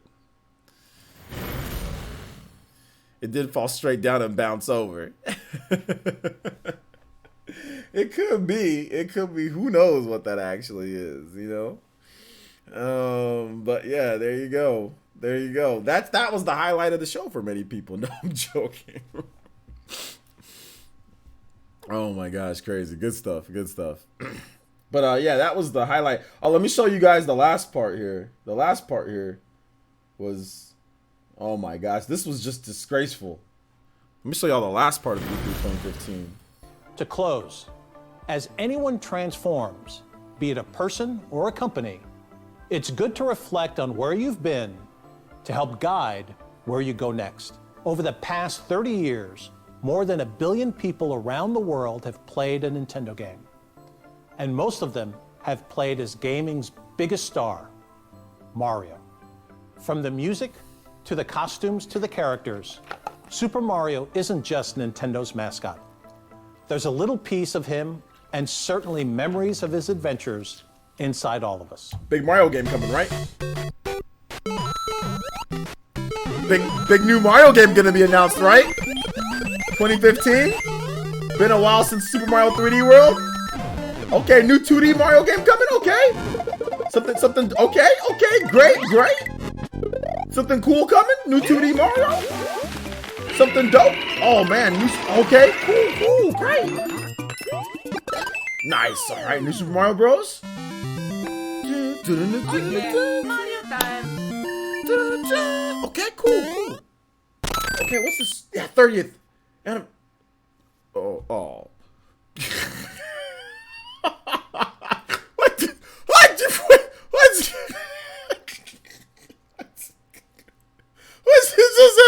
this? It just ends. There's nothing else, dude. There's nothing else, man. Oh my gosh, there's nothing. They talked about Super Mario Maker. There's just nothing else. And then this part, what part was it, man, that pissed me off too? This part. Oh my god, yo. God bless this little lady. But Just man, run through the levels. If you think you're a more advanced player, you can set the challenge a little higher by collecting lots of items, and that provides plenty of challenge in this game. We are very confident that the game provides both the challenge and the fun. this yarn lady. Its The yarn, mode is the designed amiibo. so that the user can decide how They've been they want to advertising play this with game your for friend. 10 years. So you can either cooperate with your friend, you can help Like I each said, I other don't have a out, problem with you her. can swallow the other Yoshi, turn Look him at into an this. arm, Look at this. Hold up. Amiibo Festival. Look at this. Look at this. Come on. Like, oh no. Like Amiibo Festival, man. Nobody wants to hear about Amiibo Festival at E. Oh man. And no, check this out. Look at this. Of powers and abilities, You got some Bowser of and which Skylanders. are You're like, okay, natural, that's cool. things that you would expect, like Donkey Kong throwing barrels and Bowser slamming down his hammer, That but was also cool. really unexpected So moves. you thought that maybe this was that gonna be harken lit, back 'cause to you got Star Fox, elements of lore within you got the 30 years Bowser, of history of these characters. Donkey Kong and Skylanders. It looks dope. It looks What great. else can these figures You know? So but then they also they teased the NX too. In this. No, it was like the next year. No, the next year they teased the NX. They teased the NX the next year. But yeah, man, this one was rough. I mean, there's a lot of 3DS stuff. I mean, stuff that was okay on 3DS. But like they had this game. See who would get the most rupees. This time, I wanted players to cooperatively enjoy more serious Legend of Zelda gameplay elements, like solving puzzles and going through dungeons. The 3D visuals of a link yeah, between this is what we used to have to go through. You know what I'm saying? Like, this is what we have to deal with. So we got to be thankful that we got the Switch era now. You know what I'm saying? You guys, you Zoomers, you guys are living in luxury. All right? 2014 was amazing. 2014 was the best, one of the best E3s ever, in my opinion. 2014 was really, really, really good. Really good. Super good. Let's see here. I lived during this gen, OJ. No, you didn't. No, you didn't. No, you didn't. No, you didn't, sir. No, you did not. All right, though, boys. We're going to take some final questions. Boys and girls.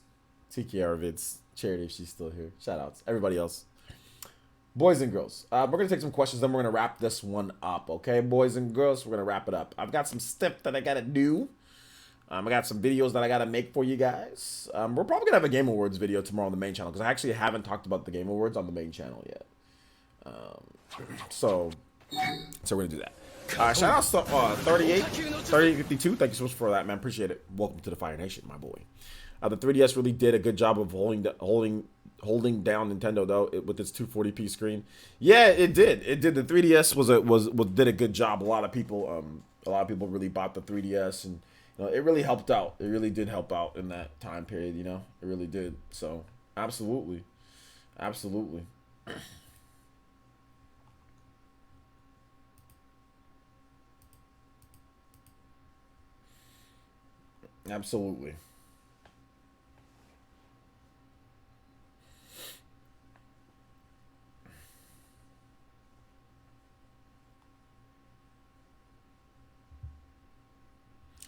Nintendo's best years at E3 were 2004. That was Resident Evil 4. 2010. That was Super Mario Galaxy 2 that year, and that was like Wii or not Wii. That was like, what was 2010? Super Mario Galaxy 2, right? That was like the big deal, Keon. 2014. That was Breath of the Wild and other games. 2017, of course. That was, what was 20? They announced Metroid. They had some other stuff too. They talked about next mainline Pokemon game.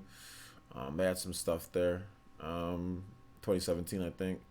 2019 to me, I think out of my favorite E3, out of all of Nintendo's E3s, my favorite E3 is probably, in terms of just sheer excitement factor, was probably E3 this past year. That was just, dude, Trials of Mana, Breath of the Wild 2, Trials of Mana, No More Heroes 3. No More Heroes 3. I repeat, No More Heroes 3. Dude, 2019 was freaking lit. No More Heroes 3, Trials of Mana. Just RPGs. Like a lot of RPGs. Just like games. Just game after game after game after game after game. Breath of the Wild 2 being announced there. But even without Breath of the Wild 2, there was still a lot of cool stuff announced, man. It was great. Yeah, Smash. Exactly. 2 Smash characters. Smash was, oh, man. E3 2019 was really good. E3 2019 was dope. No 3DS stuff too. No 3DS stuff. So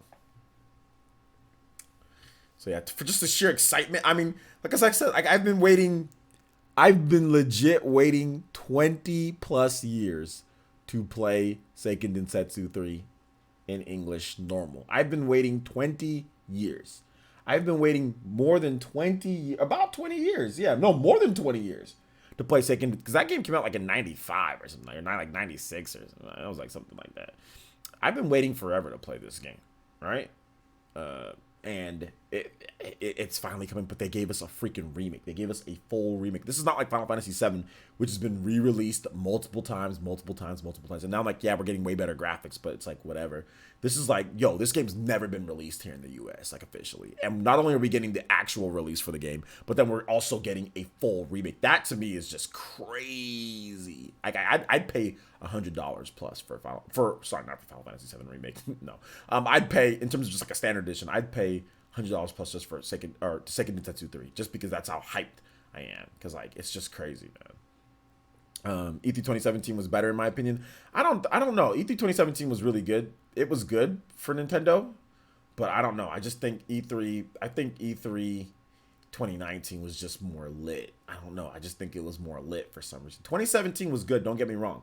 You had, what did you have in 2017? You had the Metroid Prime, right? Announcement. So that's something. But we got more footage with Breath of the Wild, too. We didn't really get, all we got was a title screen.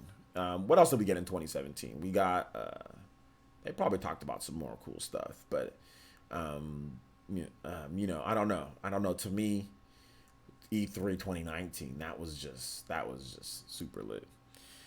Kirby and Yoshi was 2017. Anything else? 2017 wasn't bad. Don't get me wrong. Like I said, it wasn't bad. But they were still doing 3DS stuff in 2017, if I'm not correct. Xenoblade 2, Fire Emblem Warriors, Splatoon 2 had some. Yeah, I mean, like I said, it was good, but I mean, I don't know. I just think that like 2019 had more like crazy like hype. You know what I'm saying? It had like more like kind of hype stuff.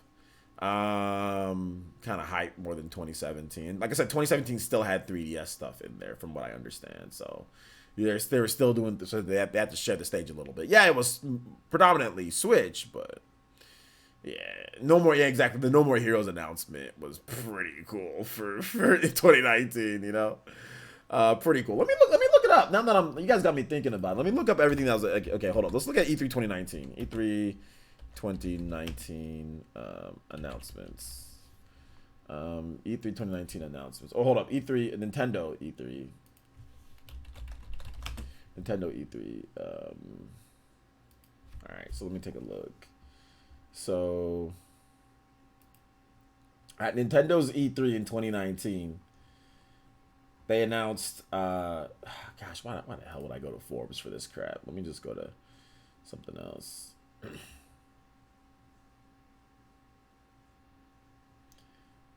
All right, so let me just go to this. All right, here's a recap. Animal Crossing, it was delayed, but I guess that was announced at last year's Direct. But they delayed it, but they showed off new footage.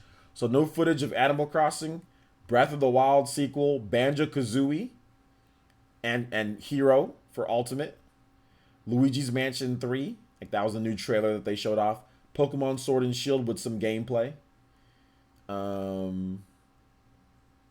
highlight reel like Hollow Knight Silk, like Spyro Reignited Trilogy, Hollow Knight Silk Song, Ni no Kuni, Minecraft Dungeons, Elder Scrolls Blades, My Friend Pedro, Doom Eternal, The Sinking City, Wolfenstein Youngblood, Dead by Daylight, Alien Isolation, Final Fantasy Crystal Chronicles, Dragon Quest Builders 2, Stranger Things 3, Just Dance, Catan, I don't know what that is, Super Lucky's Tale, Dauntless, and of course Super Mario Maker 2, and like the release date.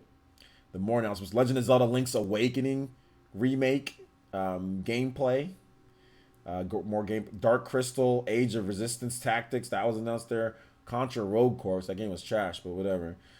Trials of Mana, that was first announced there. No More Heroes 3, The Witcher 3 Wild Hunt Complete Edition announced there. Fire Emblem 3 Houses, a story trailer. We kind of already knew about it because we'd seen it a couple times, or we'd seen it a couple times, like a directed at E3 the previous year or whatever. Resident Evil 5 and 6, Daemon Ex Machina in terms of release date and more clips. Panzer Dragoon, Astral Chain, more footage of that. Empire of Sin, Marvel Ultimate Alliance 3, more highlighted characters. Cadence of Hyrule, Mario and Sonic at the Olympics, Dragon Quest 11, Echoes of an Elusive Age Definitive Edition in terms of like, what that's going to be in release date. So that's a stacked E3. And a lot of those games are out actually. So a lot of those games are already out and everything, so that's a stacked E3, dude. That is a beefy E3, man. So let's look at 2017 though. Nintendo E3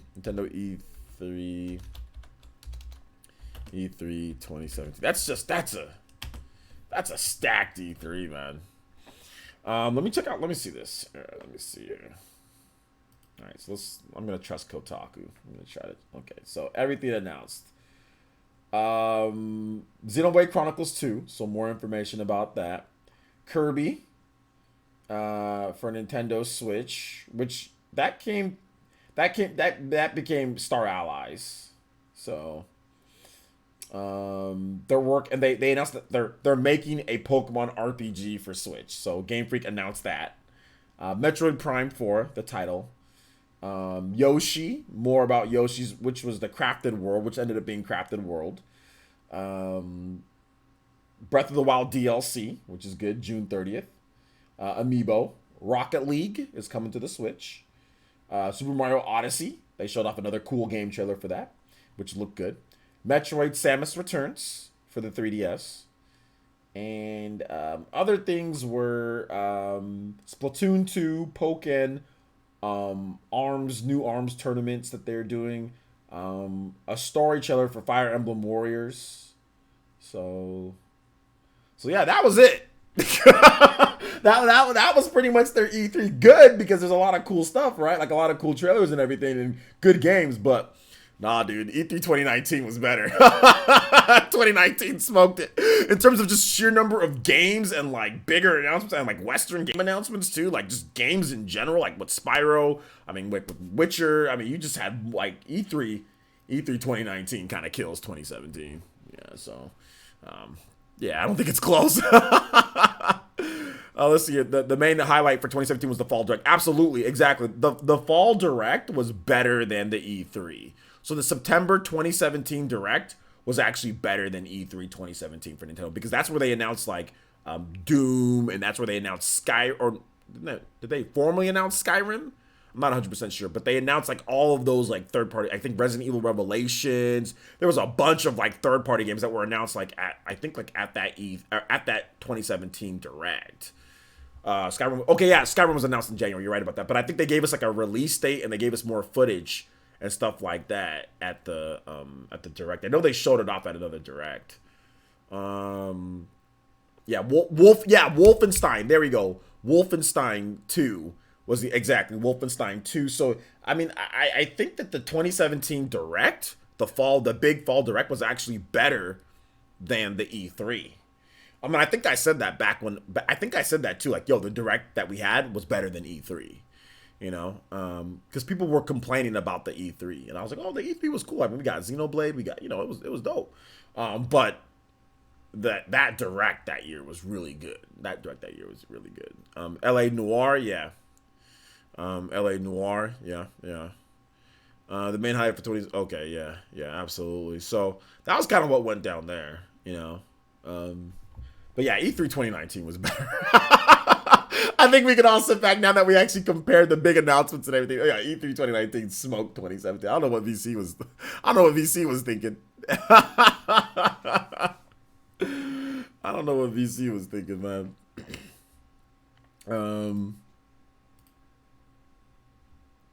But no, overall, still really good. I mean, 2017 was not bad. 2017 was not bad at all. The March 2018 Direct was pretty good. They announced a lot of third-party games, Crash, South Park, Okami. Yeah, and the March 2018 Direct, that was when they first announced Smash Brothers. That was just like, oh, Smash Brothers is there. Oh, Smash Brothers, they're making Smash. So yeah, it was pretty crazy. Good stuff though. I don't know. For me, E3 2018, people talk about it's like Smash focus, dude. But I really like that Direct because they had Xenoblade there, they had Fire Emblem there, and they had Smash Brothers there. And to me, that's the holy grail of Nintendo for me personally. They had Torna the Golden Country where they show. Oh my gosh, Torna looked. Oh my god, I was like Torna the Golden Country. They had Smash, but there's obviously a lot of Smash, but I wanted to see all that on Smash. And then they also had Fire. They showed the first actual real gameplay trailer for Fire Emblem Three Houses. And I was just like, oh snap, like a real dope gameplay trailer for Fire Emblem Three Houses. So, but yeah, that Torna trailer was so good. But yeah, I agree. There was a lot of Smash, but I'm just a huge Smash fan, so I'm biased in terms of my thought process on that. If you're not into Smash, then maybe it wasn't as good or whatever the case is, you know.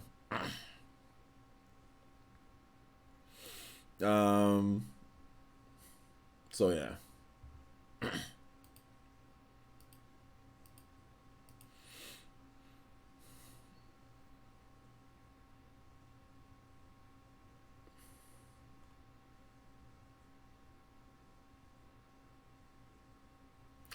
All right, guys. So what we're gonna do, Metroid says, remember when we were all sure that Smash will be a port? Yeah, I wasn't sure about that. Not me. There was other people online saying that, and I was like, no, I'm hearing that it's a new game. So I think that once they didn't announce the name, because I had some people reach out to me and tell me that it was a port, and I'm like, no. I'm not sure. Once they didn't name it, and then once we got to Smash Brothers and it was called Super Smash Brothers Ultimate, it's like, nah, it's not a port, you know. But like, I got information that it wasn't, that it's actually just it's a new game. There's gonna be like a bunch of new stuff, new mechanics, blah blah blah, like any other fighting game that goes from like Street Fighter 1 to Street Fighter 2 or Street Fighter 2 to Third Strike or whatever the case is. I mean, there's gonna be similarities, but there's gonna be a lot of mechanics changes. There's gonna be a lot of different things in the game, and that's exactly what they did. So. But yeah, I was pretty sure after the March Direct, because they didn't announce it as a port. And that was one of the things that I said, is like, it wasn't announced as a port. Nintendo, for the most part, ever since the Switch was officially revealed and the name and everything and what they were doing after January, if a port came out, they would announce it as a port. They didn't, if it was a remake, they'd announce it as a remake. If it was a port, they'd announce it as a port. Like Mario Kart 8 Deluxe, that was announced as a port. It wasn't announced as something different with the name hidden or anything like that in like the trailer. Like when they talked about it or anything, it was Mario Kart 8 Deluxe, or any other ports, like Pokken Tournament. They didn't announce this, okay, Pokken's coming, but it's a port. You know what I'm saying? Like, they didn't do that for any of their ports from the Wii U. So if they weren't doing that with Smash, I mean, or if they didn't do it with the other games, they're not going to do it with Smash, So that was my thought process. He says it's a new game with reused assets, just like Majora's Mask and Galaxy 2. It's a little bit different. Here's the reason why it's a bit different. Because Galaxy 2 and Galaxy 1 literally look exactly the same.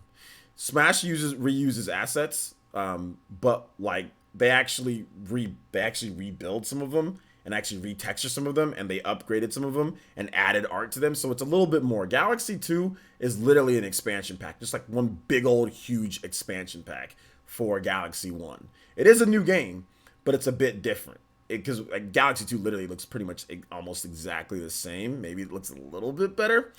Majora's Mask is almost pretty much the same thing. Literally looks pretty much the same. Those were on the same system.